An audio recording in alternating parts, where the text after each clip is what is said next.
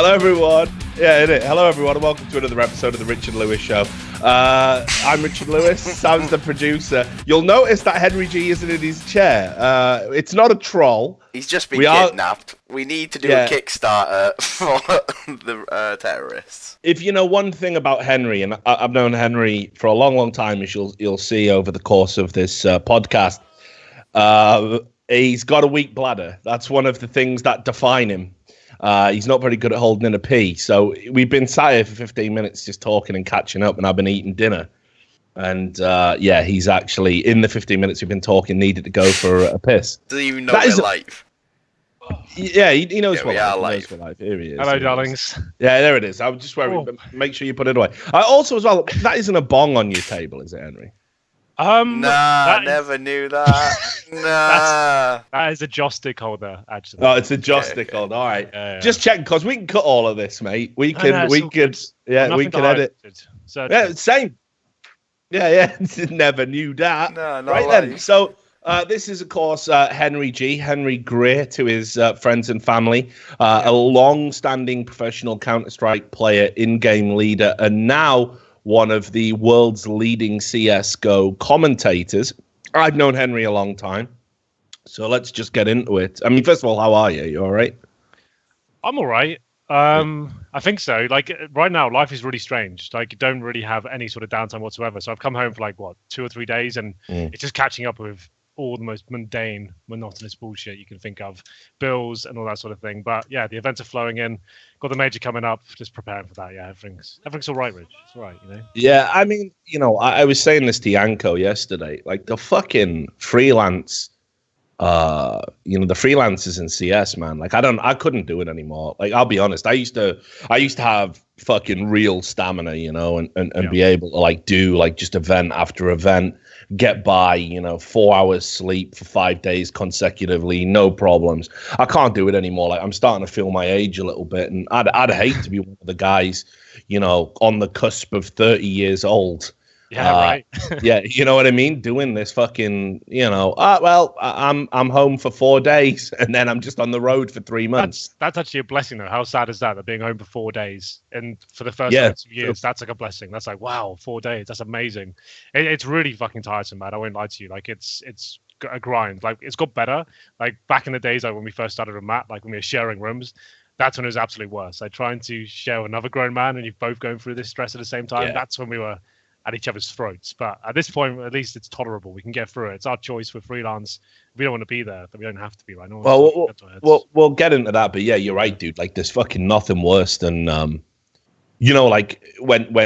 you and your partner or another person you got to work with, when you're both at the bottom, when you're at the seabed level, you're just absolutely fucked. Like, you've just got no threshold anymore. And you're rubbing up against each other, and it's just fucking, tension. People don't realize how exhausting it can be and how tetchy people can get. And it's not that there's an incident every event, but sometimes. I don't know. I would say there's at least one meltdown per event. I think that's the track record we're going. See, I've been out of the loop for a while. I was when we were at maybe one every other event. No, one event is pretty par for the course right now. All right, well, that's good to know. But look, so let's start. Let's rewind. Let's go right the way back, because as I said, I've known you a long, long time. I think we officially first met when you were 16. It would have been it would have been like an early I series when I was playing for maybe 4 Kings or Z board or something like that. Yeah, well, I remember you playing in the Z board that had whip in it. So that was I-30, was it, or I-29? Well, my first I series was I-23, and then we came Z board by I-25. So it would have been maybe I-29 or something like that. So that's 2000. Because I think my first one was I-28. I think that was the first one I went to. That was when Northern Lights were there or whatever. Bloody hell. Your memory's better than mine. I-28, I think that's one of the first ones I lost. I had a streak up to that point. That's the first one. I lost the URL, and that's when we became. Yeah, you and Tom Jenner after that one. He's so lovely. Yeah, we'll get into that. A long time ago, mate. Yeah, so I mean, it's been a long time. So let's just talk about that, because one of the recurring things that I talk about with young players and kids today, and parents as well, is this idea that they don't want their 15, 16-year-old kids going to LAN. They don't like the idea of it. And of course, LAN now is a very structured and safe environment compared to what it was. You know, I mean, I'm not saying it was unsafe, but I mean, there was like alcohol and other things. Yeah, not alcohol, right? No, but obviously thing is, when you're British, obviously at 15, 16, you've already been smashed about 20 times over, haven't you? But you know, like, so just talk about that, because like, I know your parents, they're good folks. So did they have any trepidations about you going to LAN? Because it wasn't like you were straight into the pro scene, right? I mean, no. So we were going right back, like I-23. That's like what, 2004, I think. So I was like 15, 16. It must be 6 years. It was my first year of college, and I told my mum, like, I love this computer game. I think I'm really good at it, and I've been asked to go to this event, and I think we can win. And obviously back then, this is before like even YouTube, obviously Twitch didn't exist. There was no real support of it whatsoever. Like, this tournament was £200. And explaining it to her at this point, this is just the media kind of picked up on like pedophiles on the internet and all this sort of stuff. It's just like, Henry, someone's been waiting there for you. They're going to attack you. I was like, Mum, please, it's not going to happen. I've known these people. Like, even one guy on my team I went to college with was like, he's been before. He's going to drive us there. It's all going to be fine. And I have to say, my parents didn't support me for a long time on that. They tried to not stop me going, but they were definitely not happy about it. They would begrudgingly let me go to these events, and that was fair enough. Like, it was such an unknown thing at that point. Like, no one knew anything about it. It was for no money. It was not like I was coming home with massive checks and saying, "Oh, I proved you wrong. I won 200 quid." It's like, didn't mean anything, right? But I don't know. My mum, until 2007. That's when like the CGS began. And that's when I started getting the money. That's when she kind of said, "Oh, okay." And then she all of a sudden was really proud of me. You know, when I started making like $3,000 a month, then she's really happy for me and everything like that. But yeah, it's totally understandable why parents are kind of skeptical about the whole thing, especially even these days. Like, if you try and tell like a 45-year-old dude, like, my 16-year-old son wants to go to this event and play computer games and play in a tournament. Like, I don't understand this world. And to sell that idea to them is very difficult, I think. I don't know how I got away with it back then. Like, I'm grateful I have very liberal parents who kind of let me get away with it just about, but I can totally relate to parents putting up barriers, I guess, to some pro gaming careers in their early stages. I'm sure that's happened, but luckily we are seeing lots of kind of younger guys come through, like, who are like 17, 16 years old still. It's been one of the good things about mainstream media coverage, I'd say, is that you can now like say to parents and point and go like, look, it's not just a bunch of 45-year-old men waiting for your fucking fresh meat child. Yeah, you know, based the fucking event, right? And you've met these people on the internet, like, categorically you have, and trying to explain to them, no, I sit on voice comms with them every night, and my mum's like, oh yeah. But well, on this subject, Henry, actually, there was a fucking again, I wasn't expecting to bring this up, but I should have known that we'd have got into this right off the bat. I'll give this to you, Sam. You can bring it up while we're talking about it. But there was a report just the other day. I'll say the other day. This is actually from May, so not the other day, but you know what I mean. Recently, that there was a guy on the internet posing as a younger player, and he was like meeting boys and getting them to Skype. You know, them doing lewd and indecent acts. And yeah, Counter-Strike as well. Yeah, and it was specifically Counter-Strike. You can see Yuda, Carl Thomas, Lider or Lider. Obviously, American, so, you know, probably played on ESCA, which is, you know, frightening. But this just happened. So, I mean, you know, and we've seen a few other strange things. So, like, I understand parental worries, but I mean, these kind of things are super rare, and they were super rare back then as well. And as I said, it's a much more structured and safe environment now. You know, you've got actual fucking security, police. You know, back when we were going to I-Series, the security guard was just some, you know, fat wanker. You know, just hadn't been trained and was just having a nap, wasn't he?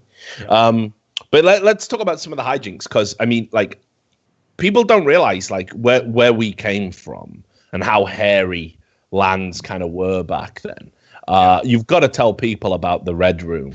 Dude, like, the Red Room still haunts me to this day. Yeah, so, dude. Yeah, tell 'em. The red room. It sounds more ominous than it is. Maybe it's not. I don't know. I don't think so. Yeah, the red room. Basically, when we used to have these events, like it was for anyone who's not aware with the iSeries, we keep mentioning it. It's a massive LAN event. Even back then, in 2004, 2005, it's like 1,000 people, like similar to DreamHack, come and sit in a room playing their favorite games. It was mainly Counter-Strike, but there was some other games there as well.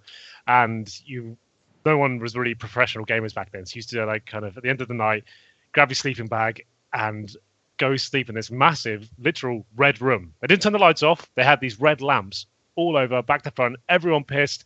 Everyone kind of like, for me, it was intimidating. I was a 16-year-old guy. I'd never really kind of hung out with proper men before, you know? And then you're going in and sleeping in this room with them. And a massive like room of like corpses, essentially, in a room, all in sleeping bags, loads of noise, about 50 degrees of heat. And it was just hell on earth, I think. Rich, I don't think I ever shared a red room with you, from what I can remember. No, I did the red room once. I went with a press pass, but the publication didn't want to pay for a hotel. Okay. So I was like, all right, well, how bad can the free room be? And pretty fucking bad. My worst memory of that as well. My first ever time there was my sleeping bag got nicked on the first. Yeah, that was when you nearly died of hypothermia. Yeah, and then the only thing I had to cover myself was I was like maybe half the size I have now. I think I was like 7 stone or something back then, and I had a wet towel as my duvet for the rest of the tournament. I had no money back then. I had nothing to do. I couldn't buy anything or sort anything out. I reported it. I said, yeah, it probably has been stolen. There's nothing we can do about that. I was like, brilliant. So I'll just sleep with a wet towel and probably die in this room. They said, yeah, well, it happens, doesn't it? I was like, yeah, amazing. We still won the tournament though, so I guess it's fine. Still won the tournament, but yeah. I now only have one lung. Yeah. but there was that incident as well with a well-known player who we won't name. Well-known to us, I suppose. He's not in the scene anymore. But you know, someone got caught fucking jerking off in the red room as well. You remember that? Hell. Yeah, you remember that. I'm trying to think who that would be. Well-known. It doesn't ring a bell to me. I'll just type it in the chat, dude. You must remember that one. It's him. Yeah. I don't remember that story. I was in a team with him for a while as well, and that never came up. I don't think he wanted many people to bring it up, honestly. But what's your motivation in there? What's your? Well, no, I know the motivation, right? Like sometimes at night, Henry, I can't get to sleep. You know. Okay. So I got bad insomnia. Yeah. And they do say, because of the biological responses, you know, you release endorphins and that kind of thing. So, in a room full of primarily gaming men in sleeping bags around you. I mean, I'm not saying I would do it there. But what I'm saying is, if you couldn't get to sleep because you were in a room full of people, and the red room was hell on earth and horrible, and you know, -10, just freezing cold, have a wank. Why not? Keeps you warm, gets you off to sleep. Or piss yourself, keep you warm as well. That'll be all right. Don't do that, Henry. Never do that. Never do that. All right. Never do that. No. So there was some crazy shit, but I mean, there was a lot more to it as well. I mean, like you had the red rooms. A lot of people would stay in tents, and like I think 2 out of every 3 iSeries were in the season where it was just torrential rain. You'd get like one summer LAN, wouldn't you? And then there'd be like 2 where it was like just snow or rain, That ruined camping for me for the rest of my life, I think. Yeah, I hate it now. The idea of ever being in a tent ever again because of iSeries. I remember you at the campsite. So it was like the Z-board days, maybe just at the cusp of XO43 stuff. I remember this being that. It was a bit of a laugh, to be fair. Like when the games are finished, in the summer ones especially, I have fond memories of my barbecues out there, and everyone's having some beers and stuff. That was pretty good. But just the winter ones where Benno's outside fighting people, and there's flooding, and people are trying to get in our tent and attack us. It's like, this is just ruined camping for me the rest of my life. Yeah, no, it was mad. I mean, like, so my top stories from an iSeries LAN event. There was the time I got flashbanged. I actually got flashbanged. Sorry, at an iSeries. Right. So what happened was, me and the guys from this like pub community were all in a barn. We got one of the barns that they had at an iSeries, and we were all having an indoor barbecue because it was like pissing down raining outside. Yeah. And then we just heard someone scream fire in the hall. And then the next thing, we're just all sort of blind and deaf on the floor, right? Like, what had happened was I got a gypsy mate called TJ. I don't know if you've ever met him. I don't think so, no. He was the one who, when he come back from some country, he was spitting in people's face to try and give them a bowl. He's a bit weird. Anyway, he's calmed down now. Can you just brisk across that story? You know, the classic Ebola spit of it. You know him. Yeah. You know T. What is that? Small eyes, long arms. You know him. He's out. TJ was out of control. He just got married recently. So he might have calmed down. Yeah. But he literally screamed fire and all and threw a flashbang into this barn. Where's he getting flashbangs from?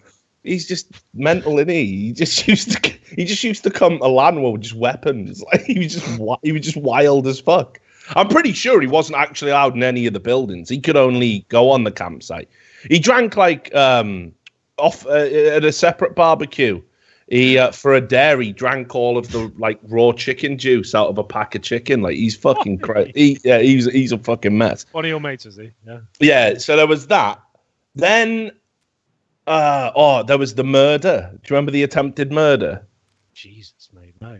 You do remember these things, Henry? I don't remember a murder. It was that. No, he didn't die in the end. There was two. We were in a hotel that overlooked some shitty. Pub. Do you remember this one? I-31, wasn't it?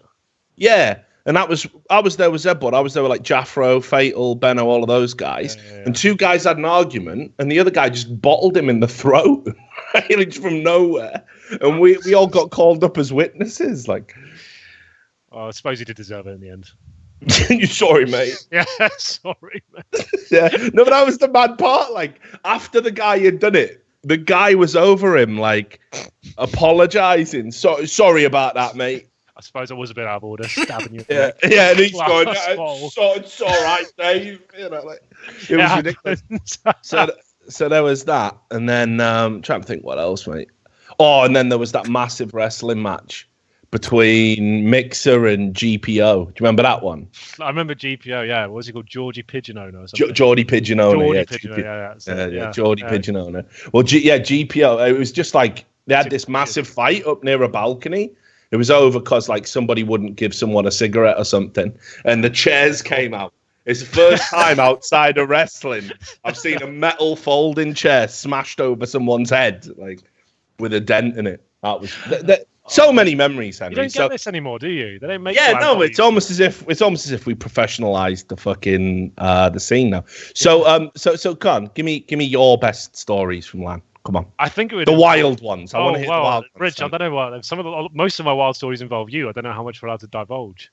I don't give a fuck anymore. I'm done. If I said to you, a deagle pie, what would you say? I don't remember that one. I thought you were going to go with the fucking wedding. No, that's it. That's how it all began. I went up to the wedding attendees and said, "Oh, we're having a deagle pie over here," and they thought I said dingle party, and that's how it all began. Oh shit! Really? Yeah. So you start. You want to start and say how much we're allowed to say, and you. Well, maybe we just leave out the coat hanger.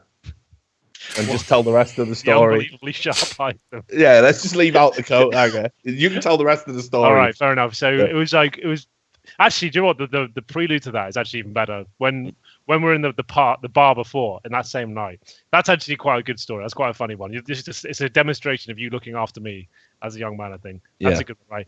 So it was probably my first ever proper night out drinking, legally. I think I was 18 or something. We're in a bar in Birmingham. This is your stomping ground. You knew you kind of look after me, make sure I got into no trouble, right?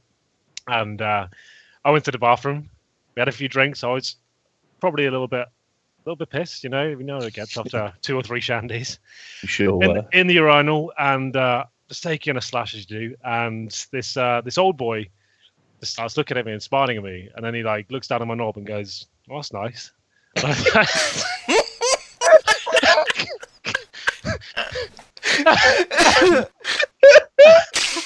And I said, "Sorry, what?" He goes, "That's nice." I said, "Oh, cheers." And then I didn't know even know what to respond. Now I'd know what to do, but at that point I was just like, "Oh, yeah, cheers."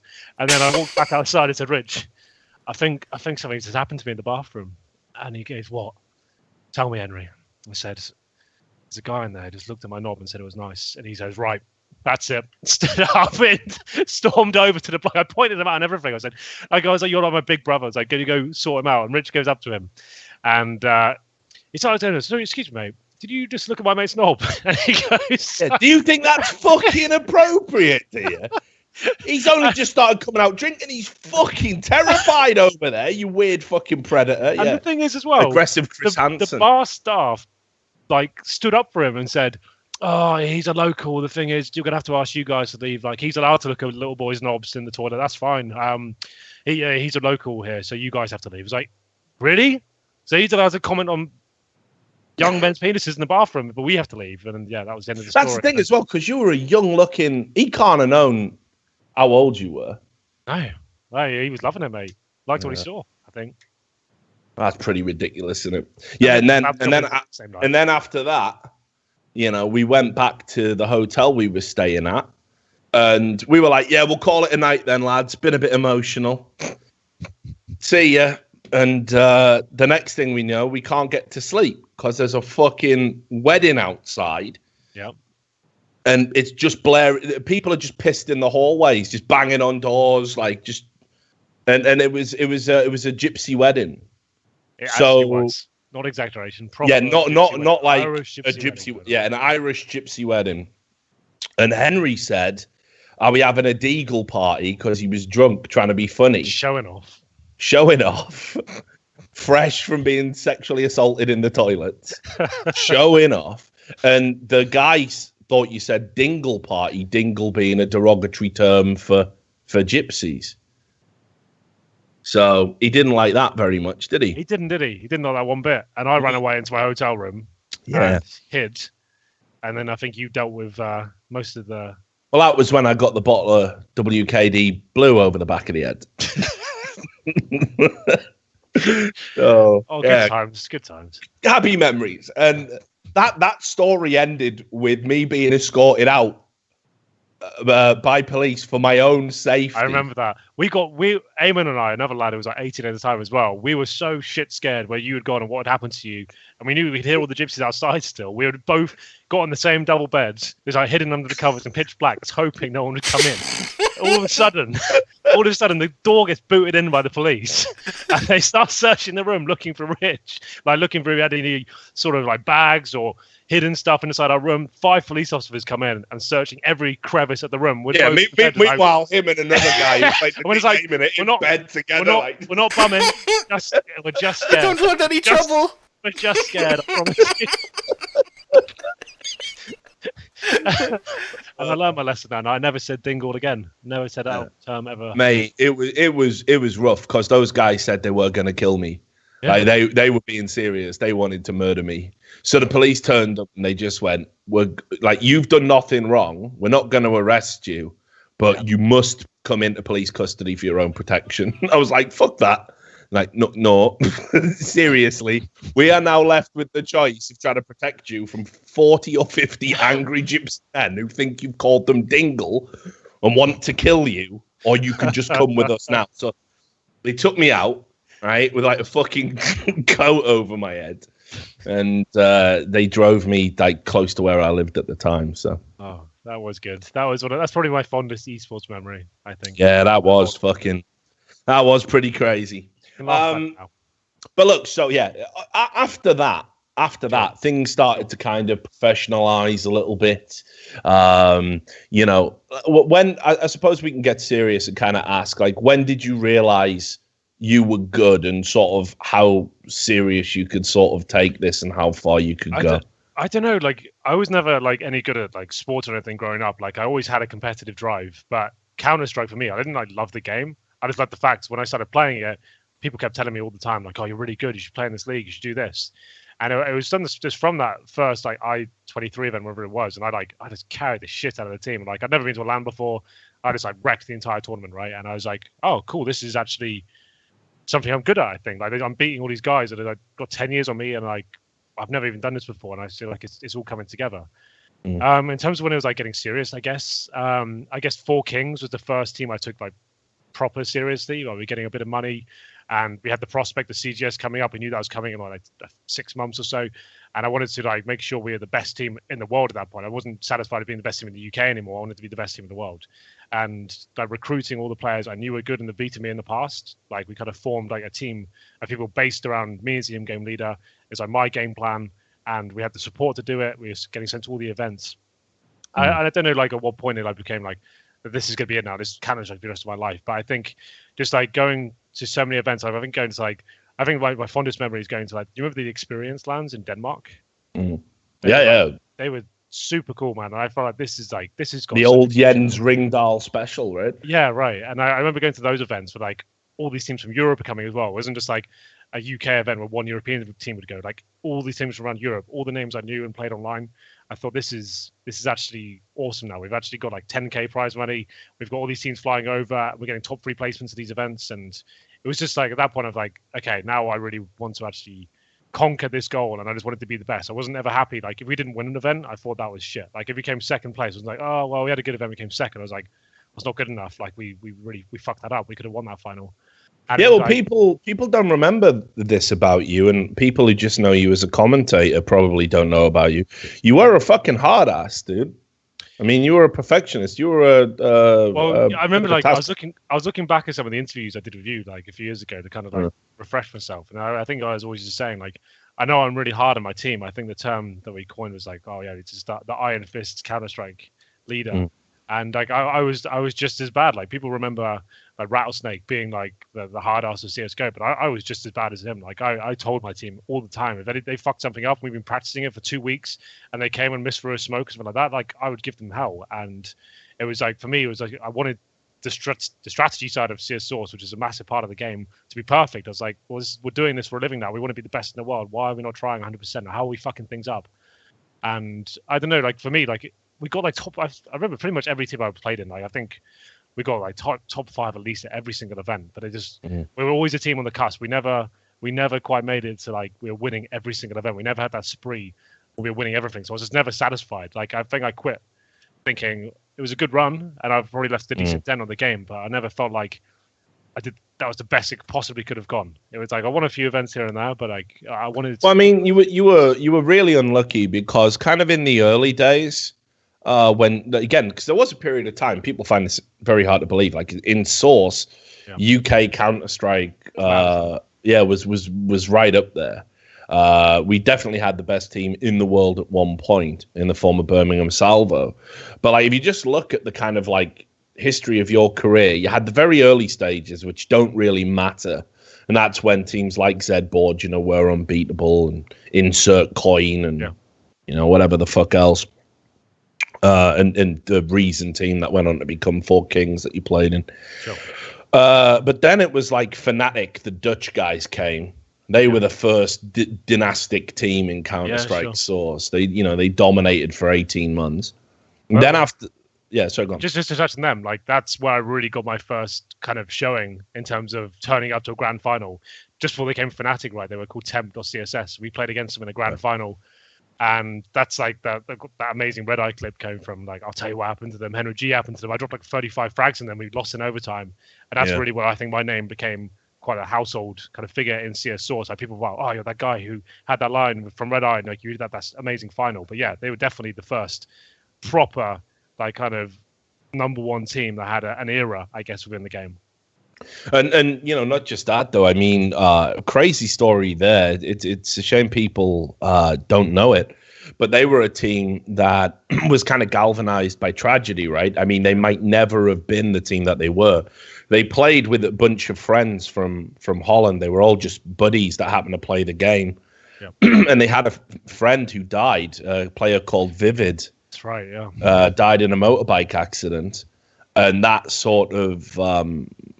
Got like another friend who'd been on the periphery of the team kind of came in, took his place, and then they were like, well, let's do it for him, like let's go out there and pay tribute to his kind of memory. They all had V tags at the end of their name. People used to ask that question, why they got V in the name? Because of the homeboy who died. And that was like the catalyst that spurred them on to be the first dynastic team. So it's like it's a crazy story. But then anyway, so you're butting heads against those guys, the first great team that we had. Then after that, it was like kind of like Birmingham Salvo. Sure. They get involved because 1.6 was officially dead for UK players by that point. So you get all these fucking legends come in, Rattlesnake, Wes, but Manja Capra obviously was in the first iteration of Salvo. Yeah, so I mean, well, you all know what happened to 80. Fucking hell. We'll go to that. It's going to happen to me soon, Rich. So some would say it already has. But so then you were up against Birmingham Salvo, and then after that, it was the fucking French. And that was it for the rest of Counter-Strike, right? Well, I guess we had Reason Gaming as well with PHP. And true. And then we had the Danes as well. I don't consider the Danes. Like Fetish will hate me for saying it. He just got in touch with me recently. I think he wants to come on. He's back to coaching. He wants to come on and do the show, but I don't consider HenryG's team's a legacy. He was in the Imperial for a little bit, and Reason was it or something. So I think at one point they're definitely the number one team in the world. I wouldn't say it was a dynasty. It was like a 6 month period where they were winning most of the events just before the very game squad got like kind of reignited and got back to winning. But yeah, they were always decent. I thought they were they were like a team we always kind of aspired to be like once we dropped off, once the UK era was over. We always thought they were an amazing team. But yeah, I think that the one that sticks out the most is obviously Very Games. That you can see the players and the pedigree that's gone on to dominate CSGO as well. There's a reason why they were so good in Source as well. Yeah. Well, let's talk about CGS. Let's get into that because I mean, that as you said was the turning point in terms of recognition from your parents. Yeah. You were already like a very established player going into CGS. I mean, you were considered kind of a jewel in the crown. And we did the combine, all of that jazz. And you were drafted into the London Mint team, which was originally controlled by Sujoy Roy, or so it appeared. Yeah. Basically, what was actually going on behind the scenes was you were effectively running everything to do with Counter-Strike. Yeah, sure. You had to control everything because Sujoy... He was a nightmare. Like I love Sujoy. He's a lovely bloke. But he really had no interest in running the team. I think he was just brought in as a name, like the first ever pro gamer from the UK, right? It was credibility, no doubt. Yeah, and like I was fine with that. Like he was just the one like signing off my requests. He was just like, I want to go to this event, I want to take this team, and he'd just say yes to everything. So in that sense, he was brilliant. But I think the turning point was when we turned up to an event, and I think it was who couldn't turn up. It was like Hughes, you couldn't turn up to an event or something. It was a big event for us. It was like one of the big I series. All the teams were coming, and we had Haz, if you remember him, from Stockholm Magnetic, like murking for us at an event. And Sujoy would walk in the room and like say, "Hello lads, how's it all going?" It's like, "Haz, what are you doing here?" And he goes, "I'm murking for your team this weekend." He goes, "Oh, yeah, it's probably a good time to announce I won't be managing your team anymore." That's probably the end of it. Like, that's how hands off he was, which was fine. But yeah, he definitely wasn't a manager for the team, I would say. And you ran the team, and it was a very successful team. Like first season, before Birmingham Salvo brought in Wes and Wilzu, I think is what really propelled them to greatness.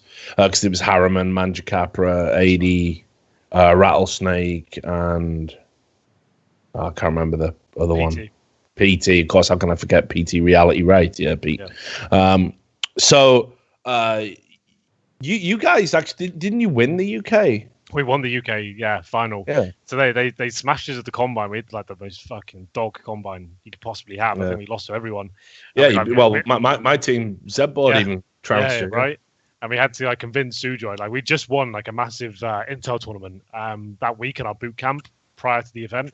That was like against like Insignia Cadre, all the best teams in the world. We won it. And I had to like sit him down and say, "Trust me, we'll be the best team for your franchise. We'll carry the flag for you." And then we got drafted, and then we won the UK event. So at that point, I was like, I told you, this is the right team. We just had a bad day at that combine, so it was fine. But like that didn't really mean anything. That was like both teams were going to the finals anyway, right? It didn't really have that much weight to it. It was just a bit of extra cash.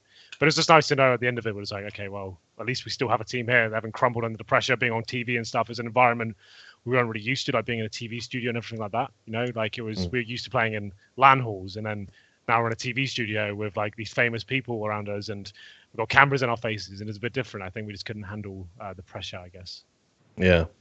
But I mean, overall, though, that team was still a pretty dominant force. Like there was, you were going to international tournaments and you were very competitive still. Yeah. I think we were ranked 2 in the world on the CAD rate at one point. It was like Salvo first and I was second eventually. Like that was like probably the UK era.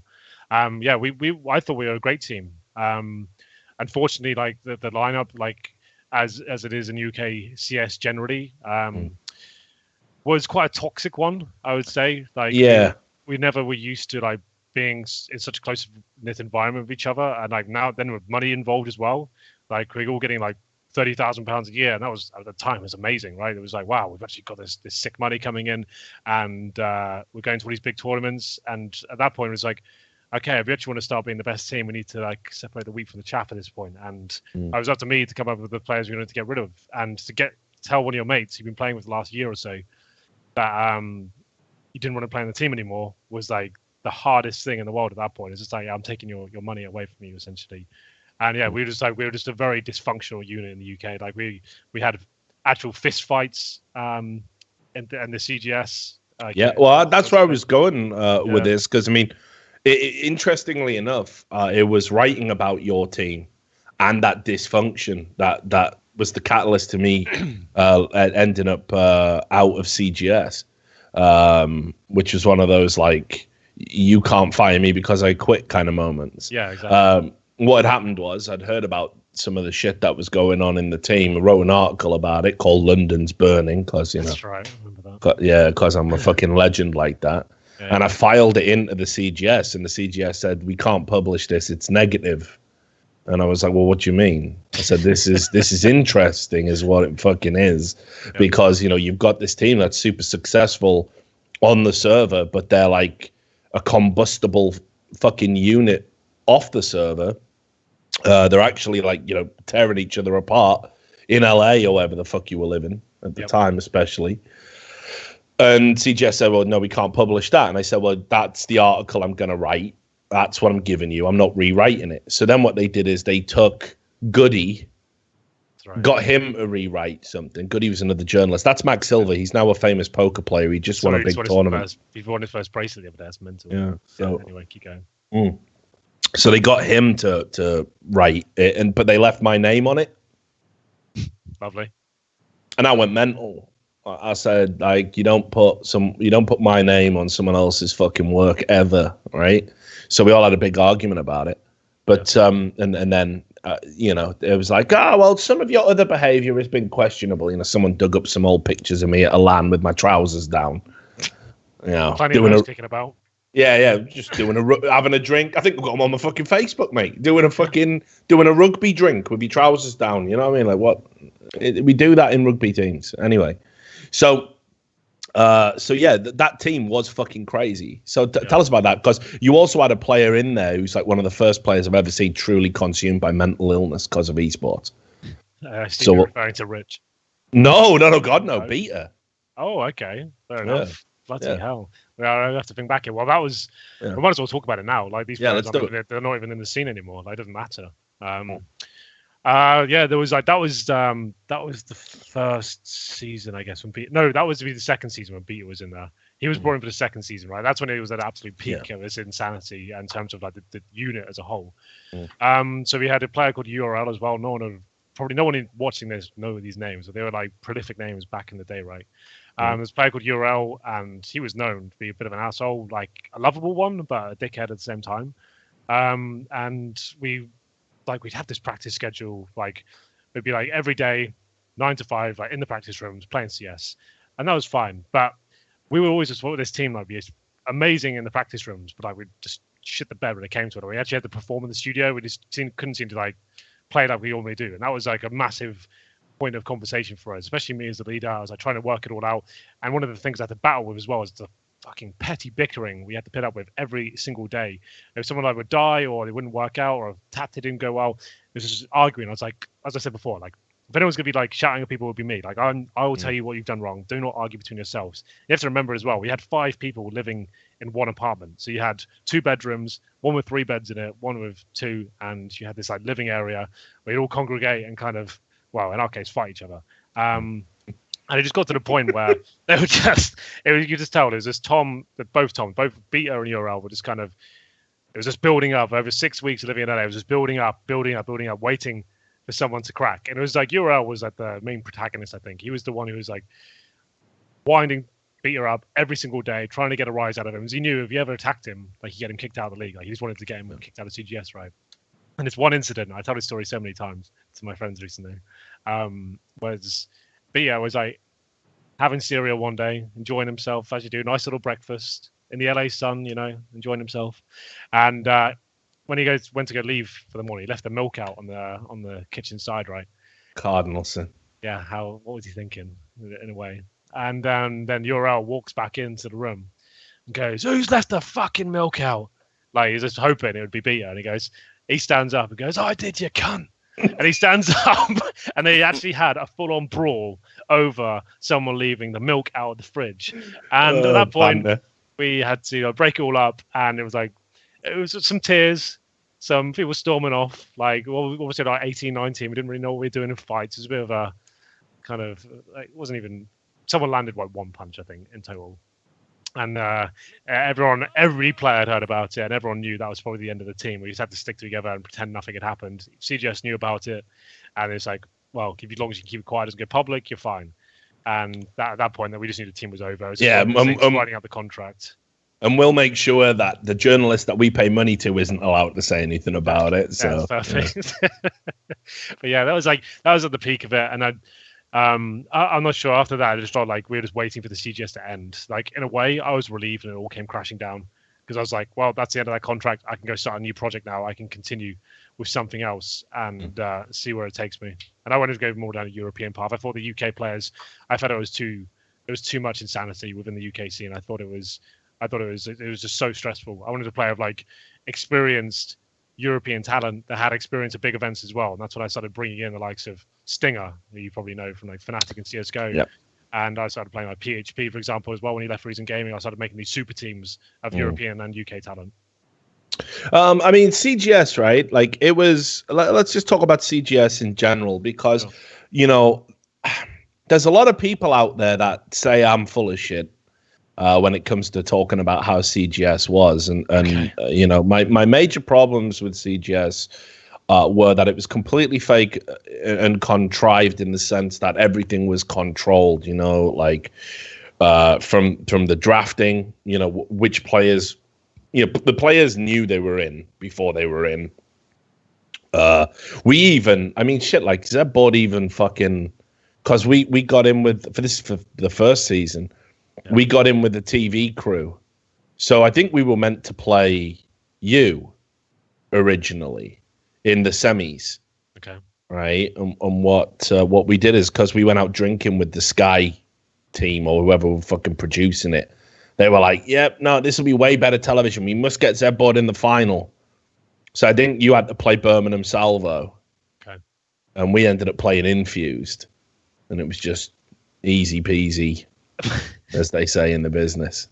Lemon squeezy. Yeah, maybe even lemon squeezy, mate.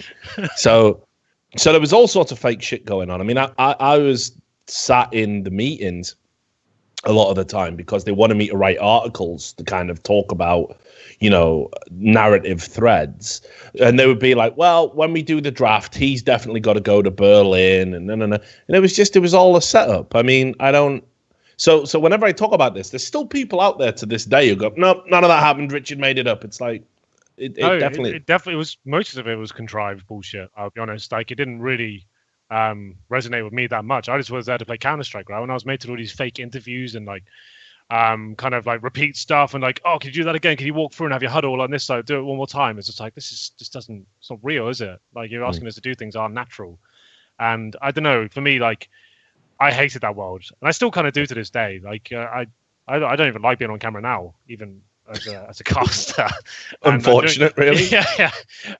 Even like back then, I just thought, this is just bollocks, isn't it? It's just a sort of money men in the room trying to get their shots and trying to work it all out, trying to get the best storylines. It's almost like reality TV towards the end of it, Like the way if a walk into the stadium wasn't quite right, to stop and then do it again, and like it's just like this is just not, it's not natural, is it? It just kind of feels a little bit contrived, and it was a shame because it was a nice idea. I thought it was just executed really badly. Like it had potential, obviously a bit ahead of its time, but they just threw the money, I think, and concentrating on the wrong things instead of what it was all about, which is playing the game. Yeah, and the other thing that pissed me off about it was, right, and it changed a lot of people that I had respect for. Players, managers, everybody really. And the reason for that was there was this sense that esports had finally made it, right? And everyone was being overpaid, like crazy amounts of money. I mean, I don't know what your salary was at the time. $30,000 a year.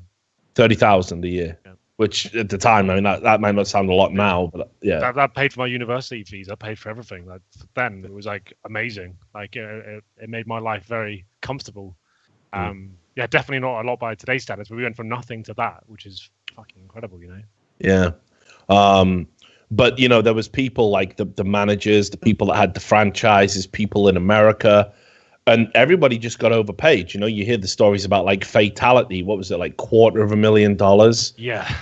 For a year of commentary on a game that he played once at CPL Winter. It's mad, isn't it? In an exhibition match, because they just wanted to buy the credibility. And what happened there was people started acting like, oh, this will last forever. This will just last forever. And the fucking debauchery was unreal. There was drugs. There was fucking all sorts of mad sex going on. I know I sound like such an old man now. They were doing the bloody drugs. The sex. And they were having that sex stuff I've heard so much about. But no, it was fucking wild. I can't say, like, for me, I was just a boy back then, man. I couldn't even drink in that country. But yes, I was aware that was going on. But for me, like, at that point, I'm a very different person now, as you probably know. But for me, I was just about the CS back then. But yeah, you're absolutely right. That stuff did go on. As the years have gone by, I've definitely had my vices these days. But well, we got caught, didn't we, on a Skype log having a combo? Gosh. Yes, we did actually. That's right. I'm sure. I don't mind talking about that if you want to go into. Yeah, I'll just as an aside. I mean, that there was the Skype leaks, wasn't there? And there's an account out there that's actually got a picture of you topless in it. It's Twitter. Actually, it's quite a flattering photo. That's when I was. No, you look good in it, dude. I was working out there, and I had like a little six pack going on. That was pretty good. I'm happy from that picture. I've released that more, but the other stuff wasn't so happy about. I'll be honest. That was a darker time. Yeah, well, I know, because I mean, look, again, like people probably don't fucking notice about us. Like I come across as a happy-go-lucky person, but sometimes it's tough. Like especially like say the freelance grind, and there's a lot of expectations put on you by the community to be constantly like, you can't ever have a bad day, right? Like you can't have those bad days. Like if you snap at anyone on Twitter, or if you're not 100% enthused when you see a fan, there's always that chance that it becomes a Reddit thread, it becomes a scandal, it becomes a situation. And then on top of that, you've got the events that you got to go to, and you got to have your energy levels high. You've got to be perfect on camera all the time. And I think we were having a talk about it, and I said it was getting to the stage where it's like professional wrestling, pills to sleep and lines to wake up. And of course I was exaggerating, not saying that's never been the case, but it is what it is. Yeah. Like I definitely fell into that trap, I would say. Like I've always had a very addictive personality, but I don't know, for me it was just such a struggle, especially when we made the big time, Matt and I found it so difficult. Like I said, I don't like being on camera. I don't really enjoy that side of it. I just like talking about Counter-Strike. And for me, it was just putting on a mask every single day. I was just like, this isn't me. This is me pretending to be someone else every single day of my life. At this point, we were grinding out every single event, every single day. And I was living in hotel rooms and never seeing my friends. Like I've got a really strong network of friends here in London, and I like hanging out with them. They're my support kind of group, I guess, in that sense. And I just wasn't having access to them. I had no one to talk to. And when I was talking to you at that point, I was in a very dark period, I guess, and I do always often fall back to substances, and I guess when that got leaked, I was like, Christ, this could be the end of it for me. I wasn't sure what the kind of consequences for that would be, that log getting released. But at the end of the day, like what does it really matter? Like, HenryG took drugs. Like, is that even a scandal? Like, he's taking drugs in his life. Like, I'm not a children's TV presenter, you know. Like, I don't know. It's like, for me, that was a really horrible time. It wasn't so much for me; it was that stuff that happened to Matt as well. There was my account that got hacked, and I kind of the fallout from all that sort of thing. Yeah, but I mean, you were having shit going on in your personal life. I mean, you just came out of that fucking bad breakup as well. Yeah.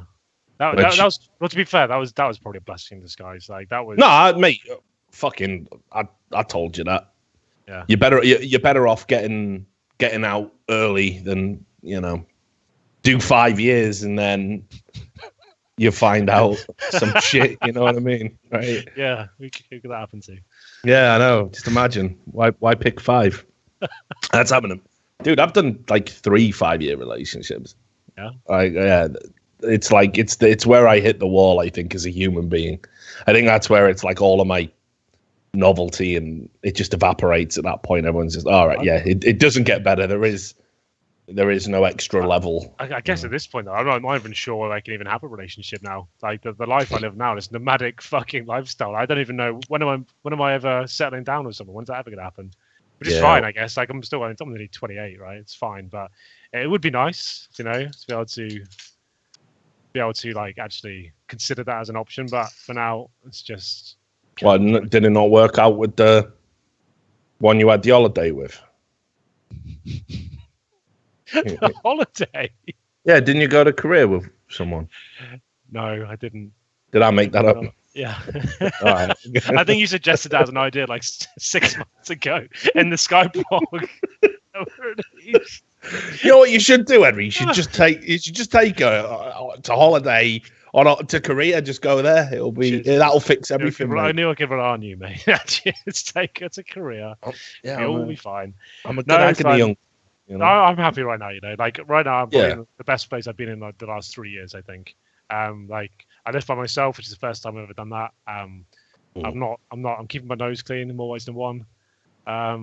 Literally. Yeah, and I don't know. Like, I feel like I'm comfortable with the way I am in work and my personal life. Like, it's all reasonably balanced. I'd like to be home more, but it's like I said at the start. This is my choice. I can stop this anytime I want. I'm not signed to any contract. I'm not any like exclusive to anyone. If I wanted, I could not go to the major. I wanted to. I could do that. But yeah, right now it's pretty good. Everything's all right. So let's go. Let's look at another dark time. CGS, the collapse. Okay. Because I don't think the other thing I hated about CGS was the way it was this kind of like monolithic organization where it was like we had the Murdoch money, and there were just some people who just wanted to rule with like an iron fist. Yeah, sure. Scott Valencia, massive piece of shit. I don't know what he's doing now, but he will forever be a piece of shit. Yeah. It doesn't matter. From now until the end of time, he is a man made of excrement, right? He's the guy who, when they hired the land center for the second season of CGS that I worked at, Amiga Sector in Birmingham, he was the guy who said, we don't want, because I'd left CGS by that point because of the London burning thing. Yeah. And they said, we don't want Richard Lewis in the building. Or we'll walk away from this deal. And this was like a £75,000 deal to hire the land center for a week or whatever. Yeah. They were paying well over the odds. It was business critical. So I had to take holiday. I had to take my leave while the CGS event was running because CGS didn't want me near any players. I mean, they tried to run me out the industry. Yeah. They told Cadred I couldn't write for them, or they'd pull their press credentials. Mark Dolvan over at Carolina Core wanted to hire me. He got told no. Pretty sure Jason Lake as well told no. I was like persona non grata. That's how I ended up at Gottfrag, because Gottfrag was the only company that would stand up to CGS. So anyway, by the by, so you had all of these pieces of shit who were just like fucking with everybody. And then you just wake up one day and they fired everyone by email. It's good, wasn't it? Nice move. Well, you tell me. I can't even imagine. I cannot believe that you don't even like finish a season out, or you don't pull everyone together who was part of this organization. I remember the day pretty well. I remember waking up. I was at my parents' house. I think I was at my parents, so I couldn't have been at uni. So it was been like September or something like that. And I woke up. I was just doing the rounds online, like cadre emails, stuff like that. Oh, just check out the CGS website, see what's going on, see if there's any new articles or anything like that. And it was this big banner. I didn't even get an email, by the way. I got no email. There was this big banner on the website saying CGS has now shut down, and any involved parties should consider themselves terminated. Like, that was basically the message at the top. Was like, shit, so I've been hacked or something. Like, what the fuck is this? Like, why have I lost my job like this way? Why am I signing up for a website? What is this? And I guess I didn't really understand that world, but I think it was taken over by the new management or something. I remember like a new CEO came in, and they wanted to they had an idea of focusing more on retro games or some shit like that. I remember, and it was like you just binned it, and that was the end of it. And like I said at the time, I was like kind of relieved as well. Fuck for that, I can kind of get out of this nightmare. The team I'm in, but at the same time, it's just like, wow, like there's literally no remorse from these guys. Like they just cold us with no warning whatsoever. Not even like some sort of redundancy package to say like, cool, thanks for your time, here's some money, just that's the end of it. No, goodbye. Thank you so much. And meanwhile, those fucking scumbags, of course, got to fucking dizzle their way into like, because didn't they own the CPL as well? I mean, like, I know Scott Valencia sold like the CPL to like some Chinese company called Wulong Holdings or something. Pretty sure he made a fucking fortune, And the thing that really annoyed me is they promised a 5-year plan. They had $60 million. And they just fucking burned through it, man, by overpaying hacks, basically, to fucking... Yeah, not just hacks, but plenty of hacks. Were you surprised, Richard? It was tough for me, because I was kind of in the world where it was like I wanted it to fail, because I was on the outside by that point. So I definitely wanted it to fail. And with Scott Valencia and all those guys, like trying to keep him away, like, trying to get me fired from my own fucking job outside of CGS, not even letting me volunteer write for Cadred, shit like that. Like, that was the first time someone had took a serious run at driving me out of the industry. There have been many more since. Yeah. But I was definitely surprised, because you don't declare we've got $60 million in a 5-year plan and then bail after 2.5. I mean, that seems completely unreasonable to me. I guess at the time, like, this is 2008. This is just like the peak of the recession as well, right? I when it happened to me, I was like, you know what, this is like, it makes sense. Like the viewing numbers weren't great. If you're thinking about it from a business point of view, I guess you're looking at it saying, well, no one's really watching this. I don't understand what they're doing as the new CEO or whatever it was, and I'm just gonna get rid of it. That happens all the time, right? You just look at Yahoo recently has cut their esports division, like get rid of that. Like after new owners come in, just like, well, what's this doing? Oh, it's just this cool new thing. Like we're trying to make this, get rid of it. And it kind of makes sense. Like, from a business point of view, if you don't understand that well, you don't see the longevity inside it. I guess you kind of have to look at it from their point of view. Like obviously, it fucked over a lot of people. People are out of the job, and that sucks. But I guess the money men, in that sense, were just trying to cover their own backs as usual, and they probably didn't realize how many people that affected. But I'll always look back at the CGS with like sort of fond memories. I think that for me was like, I probably wouldn't be here now unless that TV show happened. Like I wouldn't have had the experience of going to live in America for 12 weeks and like kind of meeting all these different people and like knowing all these players, which I still know to this day, from this event, and having that experience of playing in a studio and being on TV and learning how to handle myself on a camera stemmed from a lot of the stuff within the CGS. So for all its flaws, I still think, for me, at least as a person, it was a good thing. Like it actually helped me out and kind of helped me develop as a player and as a person, I guess. So yeah, like it sucked the way it ended, but for me, like I still have no regrets I ever signing up for it. I thought it was a really cool experience, and you can still go back and find interviews of like you and I in the first season. Like, like looking back at that 10 years. Gomez TV. Yeah, right. That's where it all began. And it's like it's at least for me, it's fond memories in that sense. Like the people I met and the kind of the experiences we shared, like going from absolutely nothing, and now we're thrown in this world of American TV. I thought that was a really cool ride, and sure, I'll tell a fucking couple of stories then from that period of time. So right, when we were down at the TV studios, you know, the one, the actual TV studios, not when we were at CGS. Yeah. You know, we went down to that TV studio in London. I can't remember the name of the studio, but they film a bunch of TV down there. So there was the first time we went to the canteen. Okay. And we were fucking up there, and it was, you know, me, Benno, Jaffro, all the boys, and we were up there. And obviously, we'd been getting lashed up in London and stuff. You know what I mean? Just having some mad nights out. And I think Jaff had got in a fight a couple of nights back or something. Okay. And we were just sat in the canteen, like just eating the dinner and the trays, and a bunch of fucking police walked in. Full uniforms, but there's fucking loads of them, Henry. Okay. I mean, like, you're talking about 20, right? And Jaffro's on edge. We're all on edge, just looking like, not like this, not in the middle of the taping.